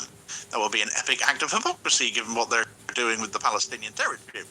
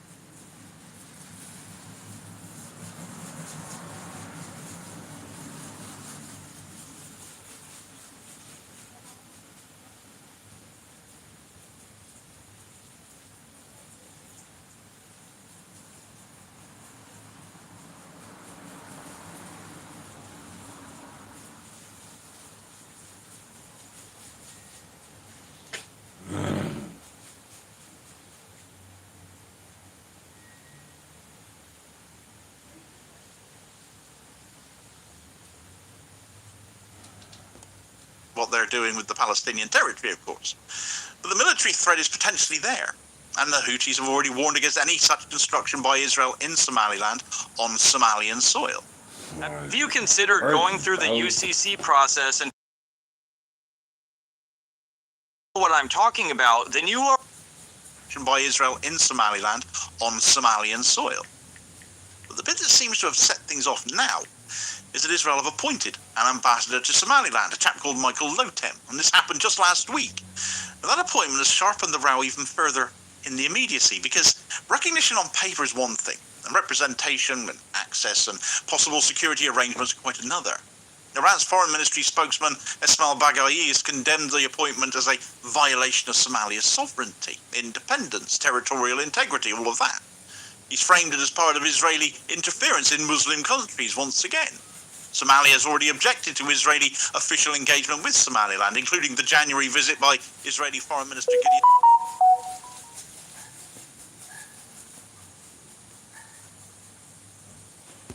Engagement has sharpened the row even further in the immediacy, because recognition on paper is one thing, and representation and access and possible security arrangements are quite another. Iran's foreign ministry spokesman Esmail Baghaei has condemned the appointment as a violation of Somalia's sovereignty, independence, territorial integrity, all of that. He's framed it as part of Israeli interference in Muslim countries once again. Somalia has already objected to Israeli official engagement with Somaliland, including the January visit by Israeli Foreign Minister Gideon Saar to Hargeisa, which Mogadishu treated as illegal.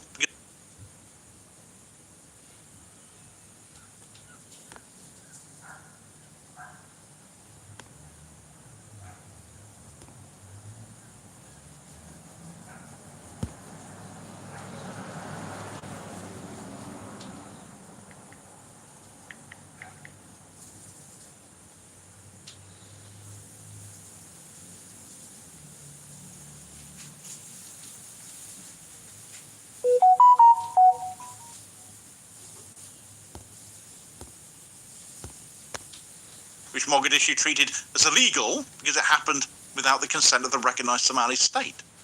So that means the issue is no longer a theoretical recognition tucked away in a foreign ministry file somewhere. Israel has created a diplomatic channel into territory Somalia says it still owns, and Somalia has every reason to treat that as foreign activity on Somali soil without Somali consent. Abdullahi Warfa, Somalia's ambassador to Ethiopia and the African Union, has then put the maritime consequences of this even further out in the open. And this is what has handed Iran the win here, by warning that external interference in Somalia's affairs could bring countermeasures, including possible restrictions around Bab el-Mandeb access, which Somalia's geography, even Somaliland aside, is not insignificant. Hey, I appreciate everybody for rocking with me. We had a troller up in here, and the content was getting kind of thrown off. And I appreciate everybody for rocking with me during that and staying down. Y'all seen what was going on, man. I had to find another way to sign in. I ain't buy my original stuff. So I just want to say I appreciate to everybody sticking around during the content. And he's out of here. He's no longer. Will Somalia shut the Bab el-Mandeb Strait from the Arabian Sea? Can they even do that? Will they facilitate others to be able to do so as well? Some outlets are saying yes, others are being a little bit more cautious about potential right now as opposed to definitely happening. Man, they can have the email, man. It ain't it's the codes. You can't use the codes again, Hope. They one-time codes. I ain't worried about it. You know, my email is in my man. Let's stop talking about it. But the more Israel digs in here, the worse it is almost certainly going to get as far as Red Sea access goes. And where the Houthis have maintained a state of readiness. Oh yeah, I had to make you one because you rock with me and I appreciate it. And I couldn't get to it, but I ain't, nigga, you moderator, so it is what it is. This dude just don't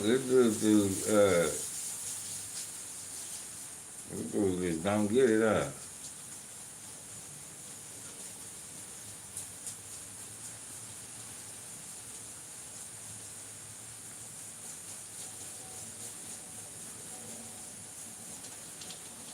Throughout the Iran war thus far, any indication of Israeli construction in Somaliland will undoubtedly elicit one of those typical Houthi responses. Somalia's coastline, that it has the legal claim and the grievance, it doesn't have the kind of navy, the air force or missile force that lets it control Bab el-Mandeb by itself from Mogadishu. But given the current state of affairs in the Middle East and the losses Israel and the US are experiencing at Iranian hands, I'm sure it isn't just me that feels if help in such regards was asked for from certain states or organizations, it would come. Somalia's weakness in this regard does not rescue Israel from the consequences of its actions, even if my theorizing doesn't come to pass here. Because the dangerous part of this chain of events was never Somalia turning overnight into some kind of naval superpower. Somalia supplies the legal and political grievance. Yemen supplies the military warning already if Israel build in Somaliland. Iran supplies the wider maritime leverage with the Strait of Hormuz under their control. If Israeli officials and Israeli intelligence cooperation, Israeli drones, Israeli naval logistics, or any Israeli-linked facility appears in Somaliland, well, Somalia can say foreign military activity is being built on Somali territory, or Somalia's will, well, Ansarallah can say Israeli's presence across the water is a threat to Yemen and therefore a target.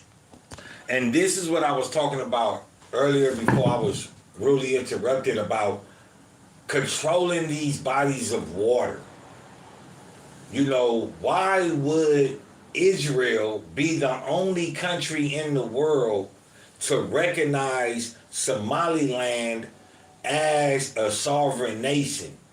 That's a civil conflict. And if you don't see the manipulation, you won't be able to see it. That's like America and Texas breaking off from each other. Texas says, oh, well, I'm just going to be down south sovereign nation myself. Motherfuckers is going to look at Texas and be like, you still a part of America.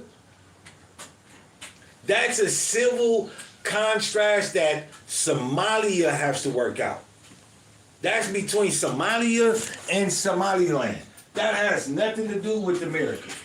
We shouldn't give two shits about what they got going on. And as you see, as he was telling you, Somaliland and Somalia were getting help economically from the UAE, from Saudi Arabia. There was no need to be recognized as a sovereign nation, especially not from nobody like Israel. This is where I'm trying to tell you guys that a lot of these waterways are there and they're being contested for a reason. The insurers don't need to hold a seminar on Somali constitutional law before deciding that ships near a missile-threatened corridor as narrow as the Bab el-Mandeb is requires war risk premiums or rerouting around Africa all over again. If the Bab el-Mandeb erupts between Israel and Somaliland and the Houthis across the water, Israeli machinations will have then turned both straits into effective blockades. Abdul Malik al-Houthi, the leader of Yemen's Ansarallah movement, had already warned after Israel's recognition of Somaliland that any Israeli presence there would be treated as a military target. He didn't say it for the fun of it. It comes after Israel had moved to recognize a region directly across the Gulf of Aden from Yemen, at a time when Ansarallah has already shown it can disrupt shipping linked to Israel and its supporters. Somalia's own officials have also warned against Israeli base plans in Somaliland, with Ali Omar saying Somali territory must not be used as a launch pad for external confrontations. Put those two warnings beside each other and the shape of things is brutal for Israel now. Mogadishu says the territories... Yeah, Mohammed Amin, he says nothing called Somaliland. Whether we want to admit it, recognize it, accept it, it is still a line divided between Somalia and Somaliland. They are Somalians, but it's just two different contrasts. Somaliland still wants to be Somalia because they didn't give their land a new name.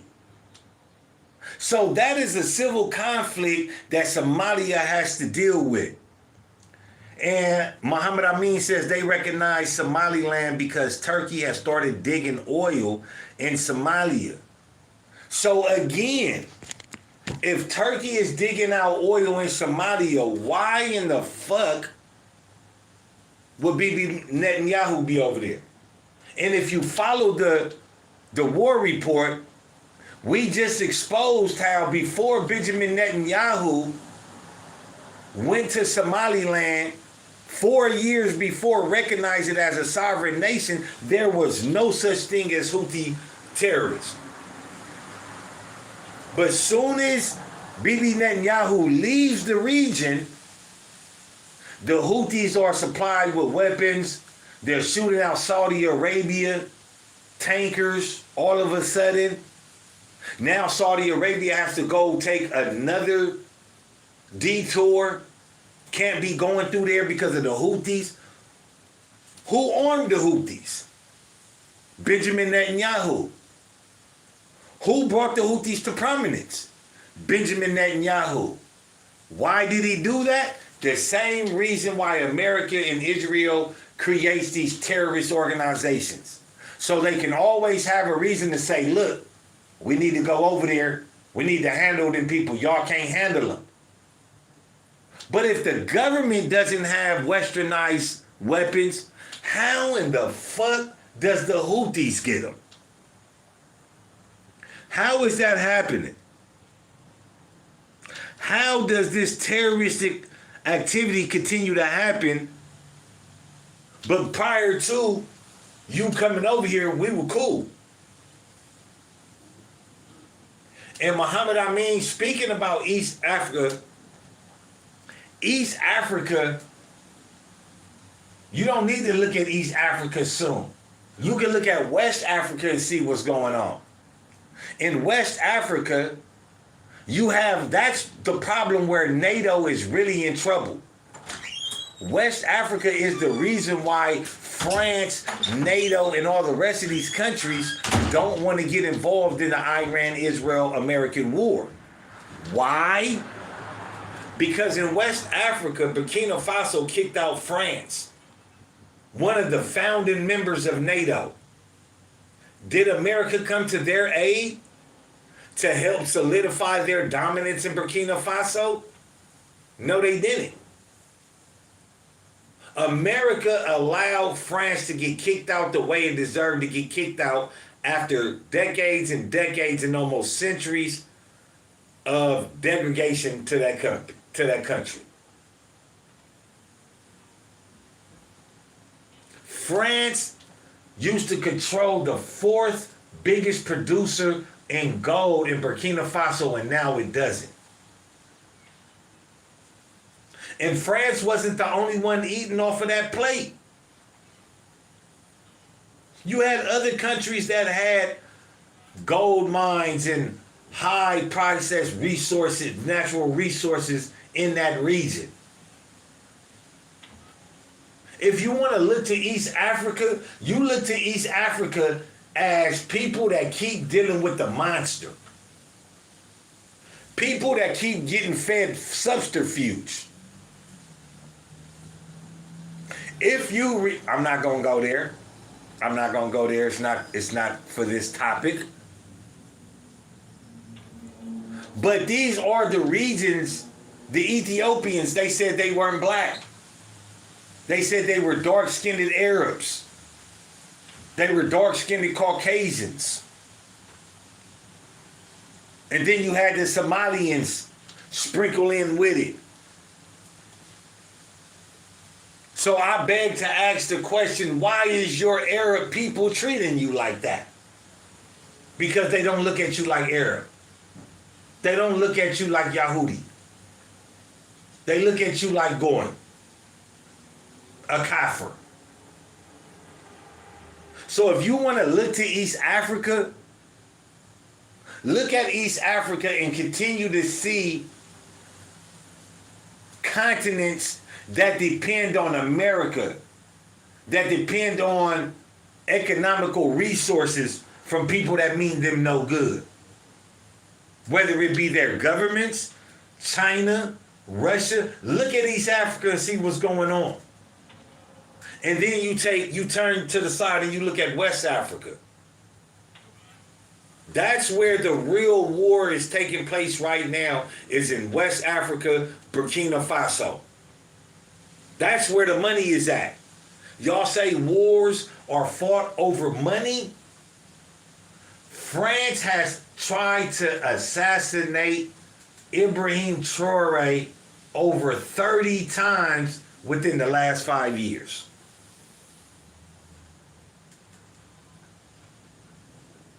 Y'all don't think that a country that took back its right to its own gold is a big story? Y'all don't see what's really being played out here? You have countries that's trying to come underneath colonizers and colonization. They want pure sovereignty. This is, Burkina Faso is doing what needs to be done throughout Africa. It needs to be done throughout Africa. Aaron Gray, yes, Iran does give weapons to Burkina Faso. It does give oil to Burkina Faso. It does help out, right along with the rest of these countries. And this is why I say this war is so keen to watch. Because you have the little guys that everybody thought was little, surprising everybody and becoming and doing drastic major player shit. Look at Iran. Everybody thought Iran was going to get trampled upon. And they're doing the trampling.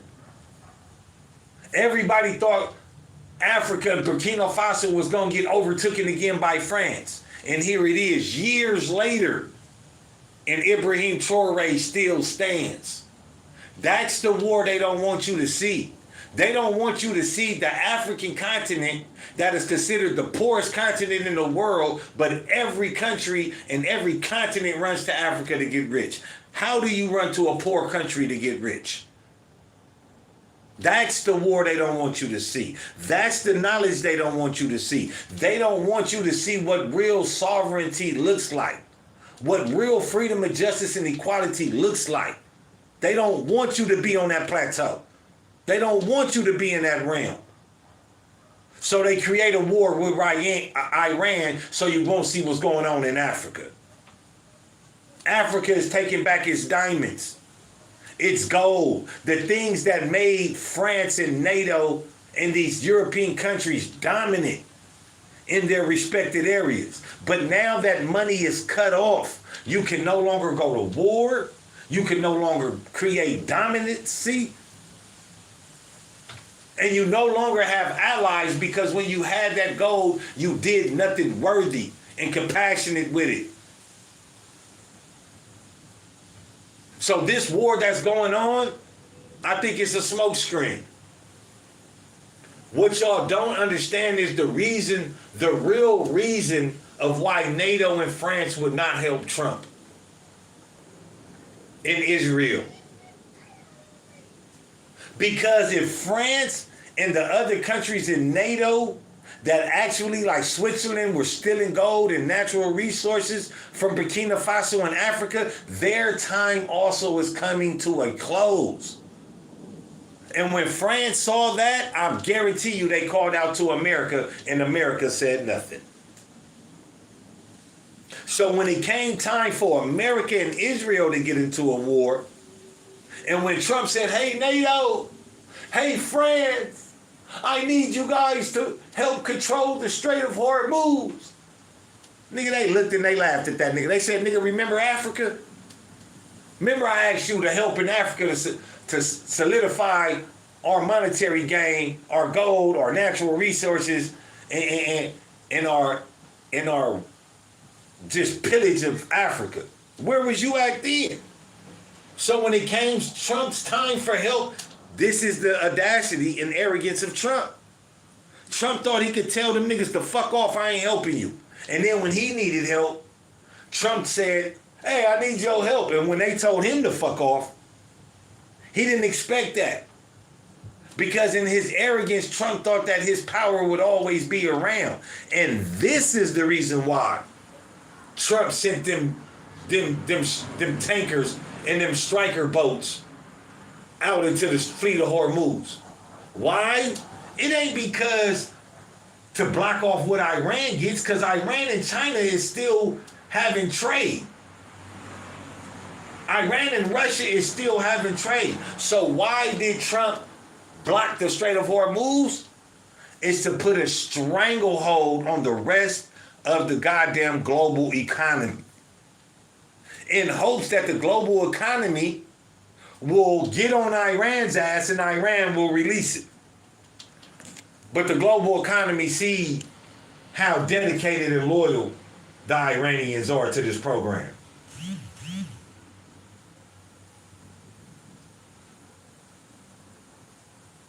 Yes, Hove, freedom for their resources not to be stolen by foreign countries. That's all it is.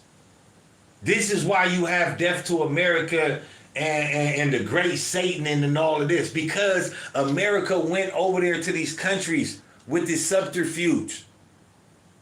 Oh, we're going to make you a good, great country. 200 years later, it's still fucked up.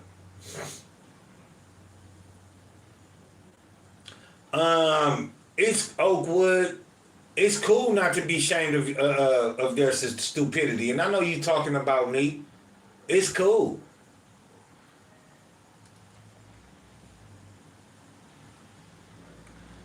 Correct, Hove. And that's why it is being different and it's not being publicized. Because America, Europe, all the European countries, Switzerland, all of them have gotten rich by stealing artifacts and natural resources from Africa. And now that is coming to a close. But look how God works it though. Before Trump and Israel went to war, the same people that Trump says is his allies, that I will help you in time of need, he left them in the dark. He left them to get robbed. He left them to get brutalized, humiliated, chased out of the country of land and milk and honey. He allowed it to happen. And now France and NATO said, but you were supposed to help us. And America said, psych, I just got you just to be a part of my plan. And now NATO says, nigga, fuck that. You need us just as much as we need you, nigga. You losing the war, not us. If NATO and France, especially NATO, all the countries in NATO that don't get involved in this war, whether it be the Iran, Israel, American war, or the war with France in Africa, if the NATO people do not get into these wars, guess what's going to happen? It's going to be a bigger picture. These little countries going to look to some other country, another country as protector, and it ain't going to be America and Israel.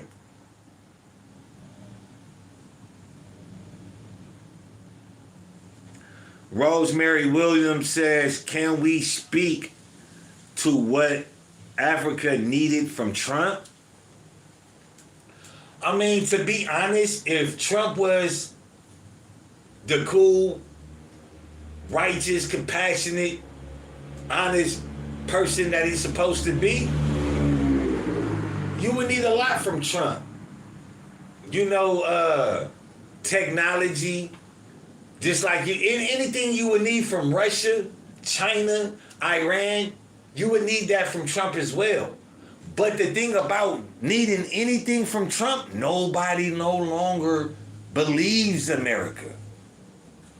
Nobody believes in the fairy tale anymore. We're going to give you this, but you ain't got to give us nothing. They know that these come with restrictions. Controlling the government, central banking, debt, loans. These people are saying, well, shit, Trump, if that's what you're giving out, we can do that. We can do bad all by our own self.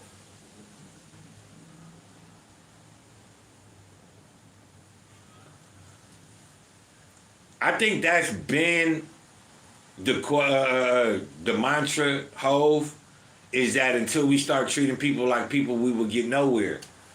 America is the only nation on earth that treat people like subjects and not human beings.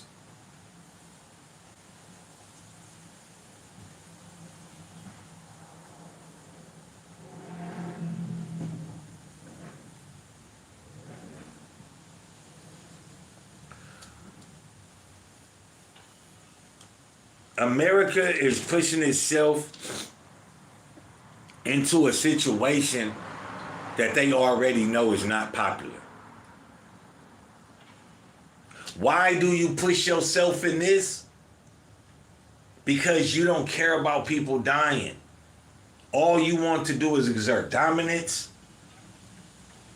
and control. The pockets have been getting lined for decades, and people see it. People see it. People have been watching the ways. Just take it like this. If you look back and look at this war and you see the reason why Iran is dominating and has Israel and America struggling, it's because they sat back and invested in their country. They sat back and they invested in themselves so they can have a future. What America did, it invested in the pockets of the elite. What America did, it invested in war for dominance and manipulation. America did nothing of elevation, step, stages, and degrees to get to a better acknowledgement of knowledge. America has actually stayed stagnated when it comes to being aware. America has been stuck on pause because of their arrogance and selfishness, while other countries have flourished. America thought these other countries was asleep and was going to always be there for the taking, mentally, linguistically. But now these countries are waking up and they saying, you got us, but we ain't going out like that no more.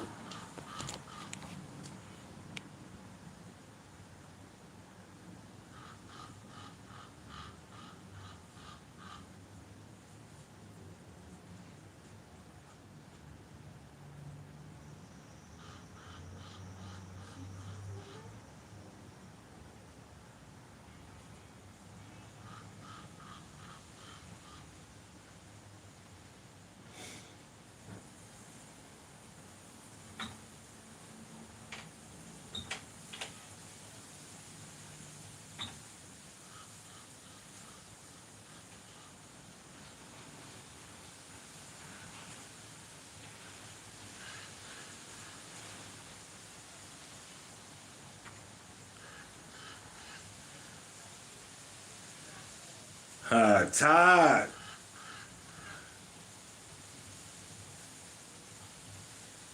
Rosemary Williams. I mean, if you look at, I'm not saying no country is perfect, Rose. I'm not saying no country is perfect, because a lot of these people that are in position of power and running countries around the world have been stealing, have been manipulating the people. But on an overall scale, their governments aren't feeding them cement dust. Their governments aren't feeding them rancid and rat poison. Their government isn't feeding them MSG and all the rest of this shit that's causing cancer. So forgive me when I say treating people as human beings, because when it comes to treating Americans as human beings, the government has not been doing that. Just go look at the food. They're feeding us lab-grown meat that cannot be sold in no other country. Russia banned artificial meat. UK banned artificial meat. But America says, oh, it ain't nothing wrong with it. But they skip over the science of it. Cancer. High blood, like all these things that non-real meat brings. So forgive me for pointing out the obvious in America. I'm just not going to be one of the ones that sit up here and say, oh, well, yeah, I buy cereal cement dust for my children every day. I let them eat cement dust. Fuck you think it's doing that to a growing child's anatomy? Intestines, putting nicotine in food, putting a gay gene in corn. Forgive me for exposing this. And if you don't think that America has created a gay gene to turn people gay, go on YouTube and pull up Tyrone Hayes. That's Tyrone, last name Hayes, Hayes. And you will see what America does to the food. So forgive me for pointing out the Captain Obvious and exposing America for what the fuck it's been doing to us. If the people of said country are fed up with it, lo and behold, it's only plausible that the rest of the world is fed up with America.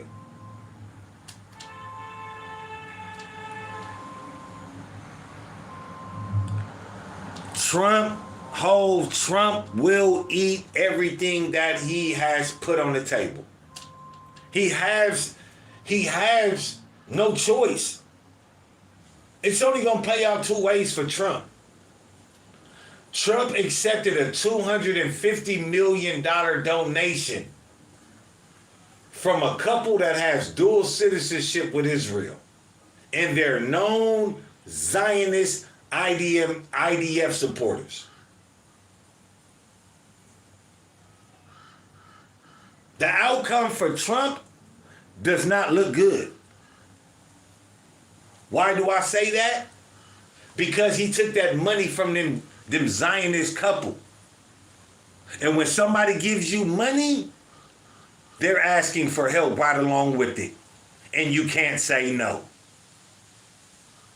Not only that, the American people know Trump has sold out the country to these two for $250 million. We know that. So now, the American people are not backing him. The American people see the atrocities and the cow shit because it ain't strong enough to be bullshit.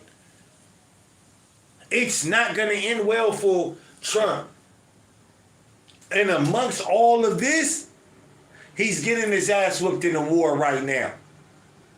That his generals, majors, and captains are telling him not to be involved with. Nothing that Trump is doing will lead to him exiting a good man. Nothing. It's done for. The only thing Trump is doing now, the only thing that Trump can do now is doing what he is doing now. Creating war, making ways through this war that their family, with these fake businesses that they create right before the war, and they're making 12 million overnight, 20 billion in a week. Trump cannot do nothing but what he is doing now because he is in a bad position. He cannot turn back to the populist American people and say, I fucked up, y'all. Forgive me. They're going to say no. If he turns to the Zionist Israeli government and says, I'm not doing nothing for y'all no more than likely, it's possible he'll be murdered.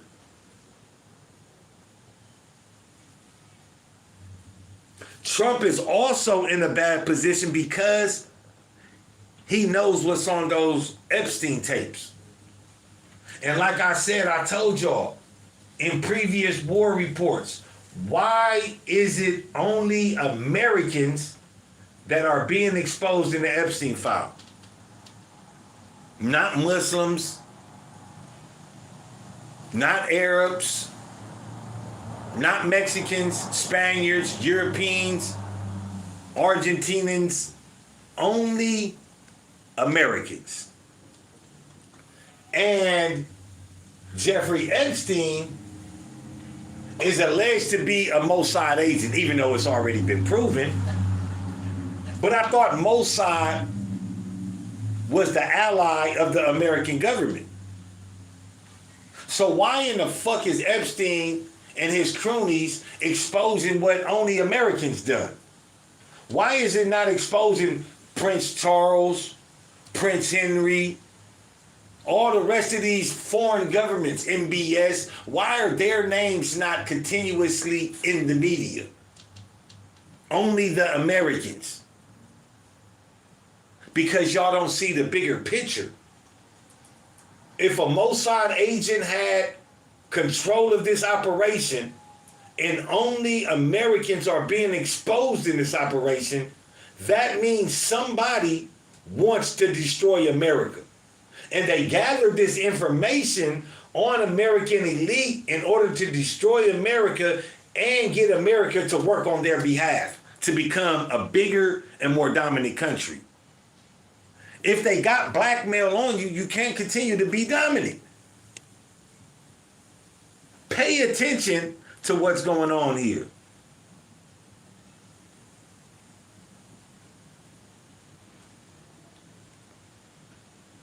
Exactly. British monarchy. Mossad been our enemy, Hove. Been our enemy. Yes, Debbie Moisey Mendoza, Prince Andrew, Prince Charles, they're in there. I'm not saying that we haven't heard of these names, but why when we talk about the Epstein files, we are only talking about American elite? If Mossad is the ally of America, why is Mossad putting out this information about American elite? Because they want to destroy and take over.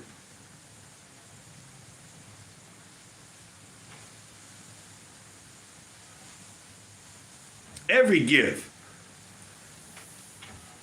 People need to start realizing and recognizing what's actually going on right now today. I don't care if I did play 15 videos of AI. AI is not the focal point. The focal point is the message. When Trump says something, everybody believes it. But when somebody else says something, it's AI. Where is the message falling at nowadays? Is it falling on our head and our ears, or is it falling at our feet?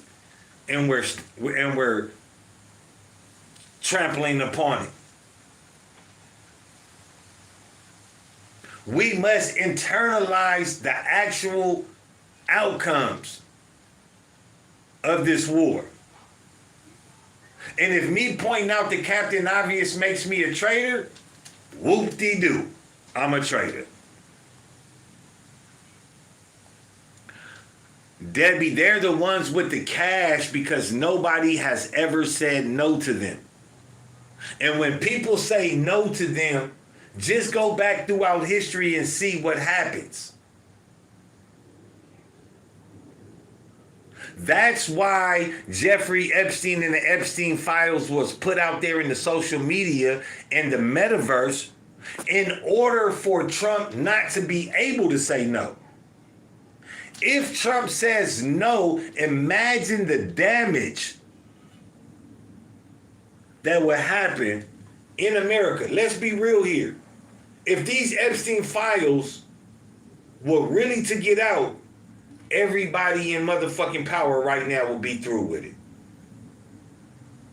Rappers, actors, activists, they would all be no longer. No more. But instead of destroying America, they still need America's help. So we're not going to put all of everything out there, but we just want you to know. We want to put that crack, that friction in American society. Because if we put that crack in American society, we can always come back and wedge it further and further and further apart until it becomes to a breaking point. These is the reasons why I do this, because people don't put or don't look to put two and two together.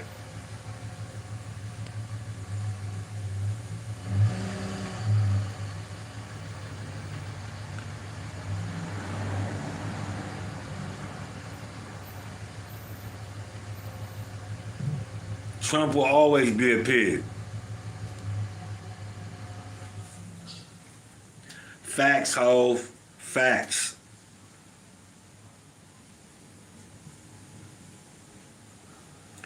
Yes, Debbie, people have been putting this out there for years and years and decades, right? But the media and the American government had brain control. Now with the internet, they thought they would be able to manipulate the internet, but now information is spreading like wildfire. So now you sit back and you say, what? You've been doing this for 30 years. Oh yeah, it's time for y'all to go. It's time to go. Get the fuck up out my face. Like for real.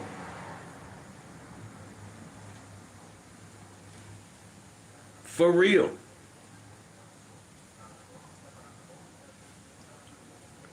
Hey, y'all know what it is. Y'all know who it is. It's your boy Pharaoh the God, always on the job. I got 5. Let's talk. And as always, it's real talk, raw talk. And y'all know it's that time again to bring another show to a close, man. We got about 13 minutes left until 4 o'clock and we close this. So let's get them comments in. Let's get them questions in. The floor is open to any and every type of topic right now for the next 13 minutes concerning war or whatever you gotta ask me. But at that same time, please hit that like button. It don't cost you much to touch. Please tell a friend to tell a friend to tell another motherfucking friend. This is the podcast platform where we keep it litty like a baby on a thick bitch titty. Let's look at them comments. Hove, man, I just made you a moderator so you able to come through whenever you want to. Whenever you want to, you moderate, you kick people out. You know what I'm saying? Even though we don't do it until it gets out of hand like today. I had left my phone somewhere, so I had to go get my phone so I could moderate it myself. Usually I have my mods in here, but because of the content that I am pushing out there, I have always been blackballed. I have always been shadow banned. I have had this page taken about 22 times. I done had about 30 strikes. I fight to have this page continuously on YouTube. Y'all don't know. This is raw and uncut talk that I give y'all. And there's a lot of people out there that don't like it. Report my page. Say I'm racist. Say I'm a traitor. Say I'm a towelhead. But I do this for y'all. I don't do this to get paid. I'm not monetized. I'm just sick and tired of the subterfuge, the trickery, the bamboozlement, the hoodwink, the wool being pulled over people's eyes. I'm tired of it. I'm tired of it, and you should be tired of it. So I get on here daily just to give out to clarify what's going on, clarifiable information.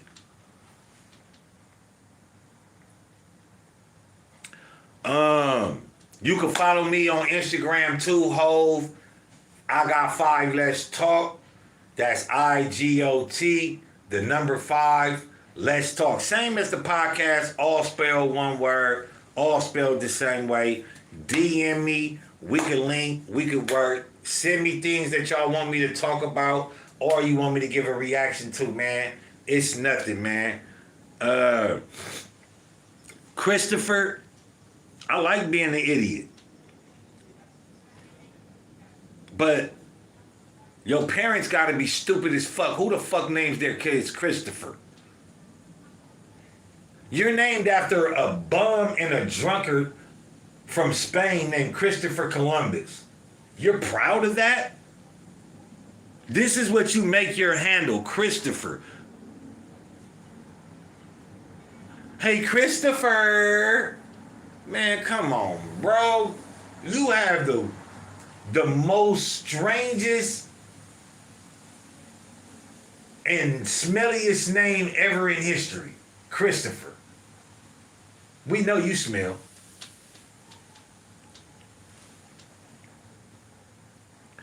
Yeah, though, Hove, please, man, just hit me up on Instagram. For those that didn't check out my Gmail, it's Pharaoh with a P, PHARAOHTHAGOD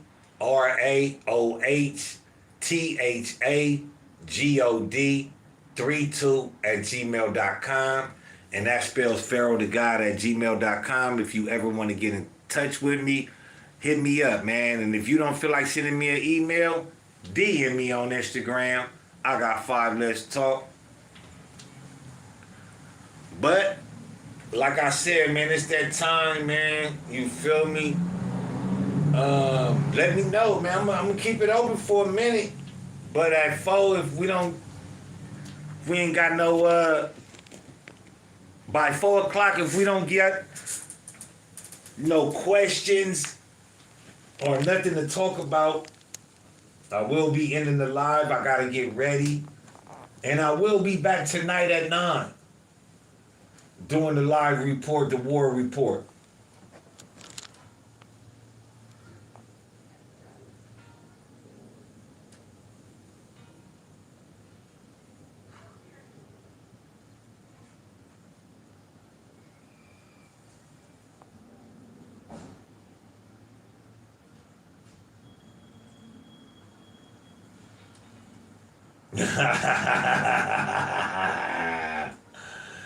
Hey, you a fool, ho. You a fool. You a fool, man. Again, man, I definitely appreciate everybody hitting the comments, indulging. It means a lot to me, man, because I get on here for my own health, man, you know, and I just get on here to spread the word and interact with people, man, to see how the world is going and see what we up against. Because why? You never know how people think. Some people don't even know that they're stupid. Some people don't even know what's going on. Ukraine. I think that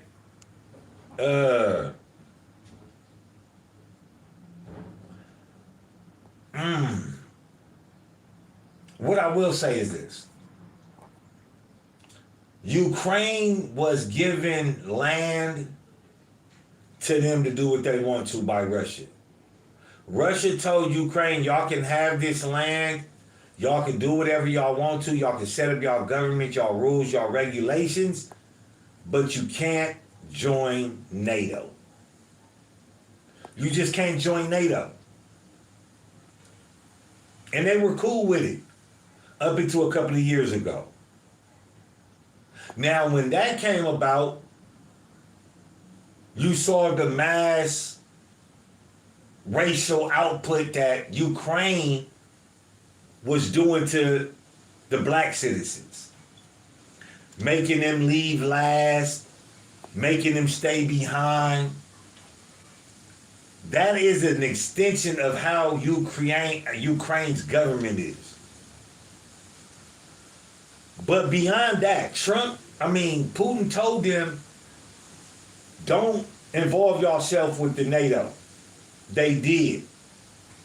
And now look how that war is going.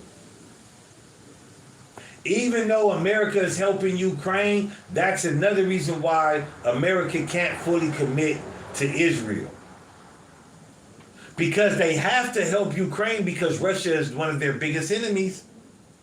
They have to. But that's spreading them thin. Also, when you go into the history of Ukraine's military units, you will see a very high influence of radical Nazism, radical white supremacy, radical terrorist behavior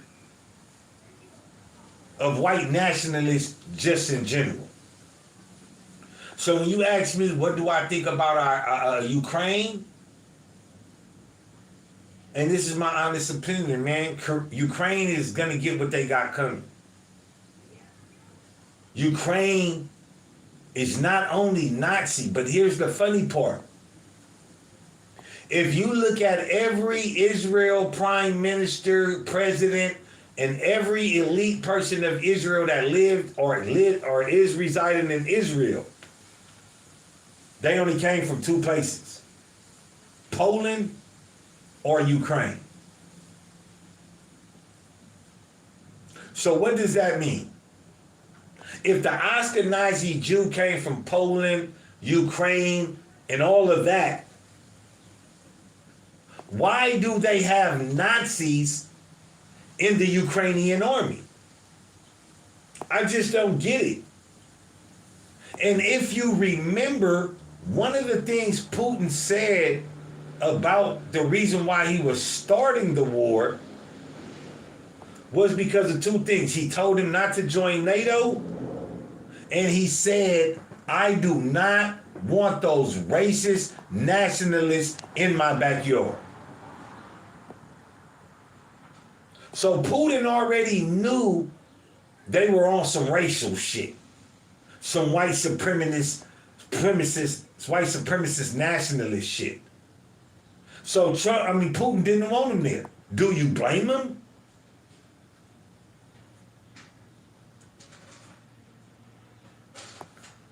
So my outtake on Ukraine is, you should have stuck to the policy of not joining NATO. Because now NATO is about to be disbanded. Nobody is really running NATO. Because now NATO told Trump, Trump told NATO, he's not going to help him, even though that's the reason why NATO was set up by America to help smaller countries. But America just told NATO, man, I ain't fucking with y'all. And then tried to backdoor him and say, hey, NATO, we need your help.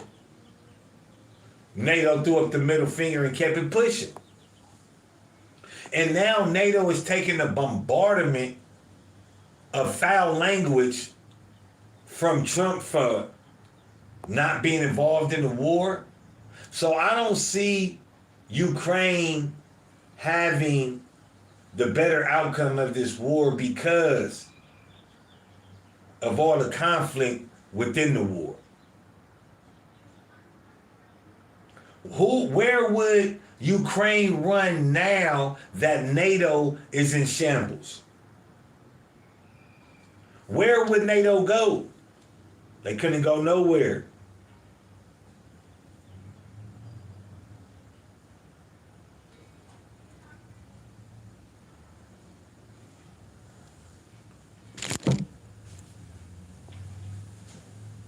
The war in Ukraine is a civil war. Even though it might be Ukraine versus Russia, all that at one point in time was Russia, not the USSR. Two different things. That was Russia. Russia gave Ukraine the land and told them they can do whatever they want on it, but not join NATO. Sounds fair to me.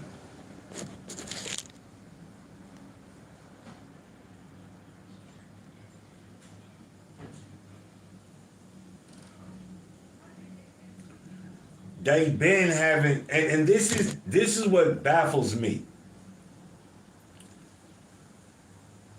Like, the Jewish and the Zionists say Hitler done us wrong. And I thought we were supposed to learn from mistakes. But the Yahudi, the Zionist Yahudi, is doing the same thing to Gaza and around the world that they claim that Hitler did to them.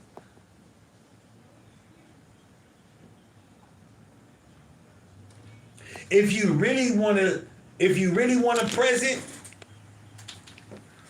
why don't y'all go look up the definition of Holocaust?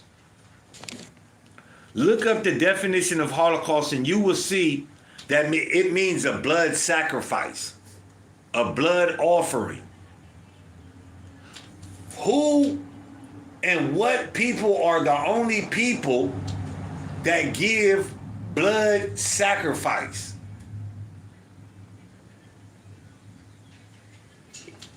None other than the agents of Baal, the agents of Amlak, the agents of Zionism, the agents of newfound Judaism.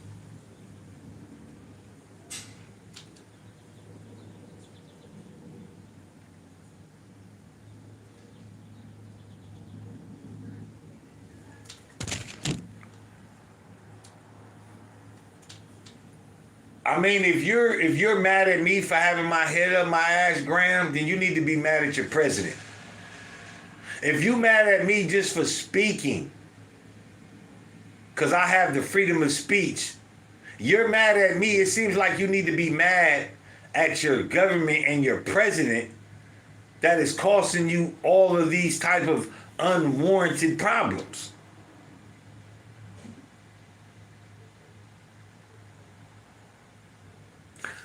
But hey, y'all know what it is. Y'all know who it is. It's your boy Pharaoh the Guy, always on the job. I got 5 less talk.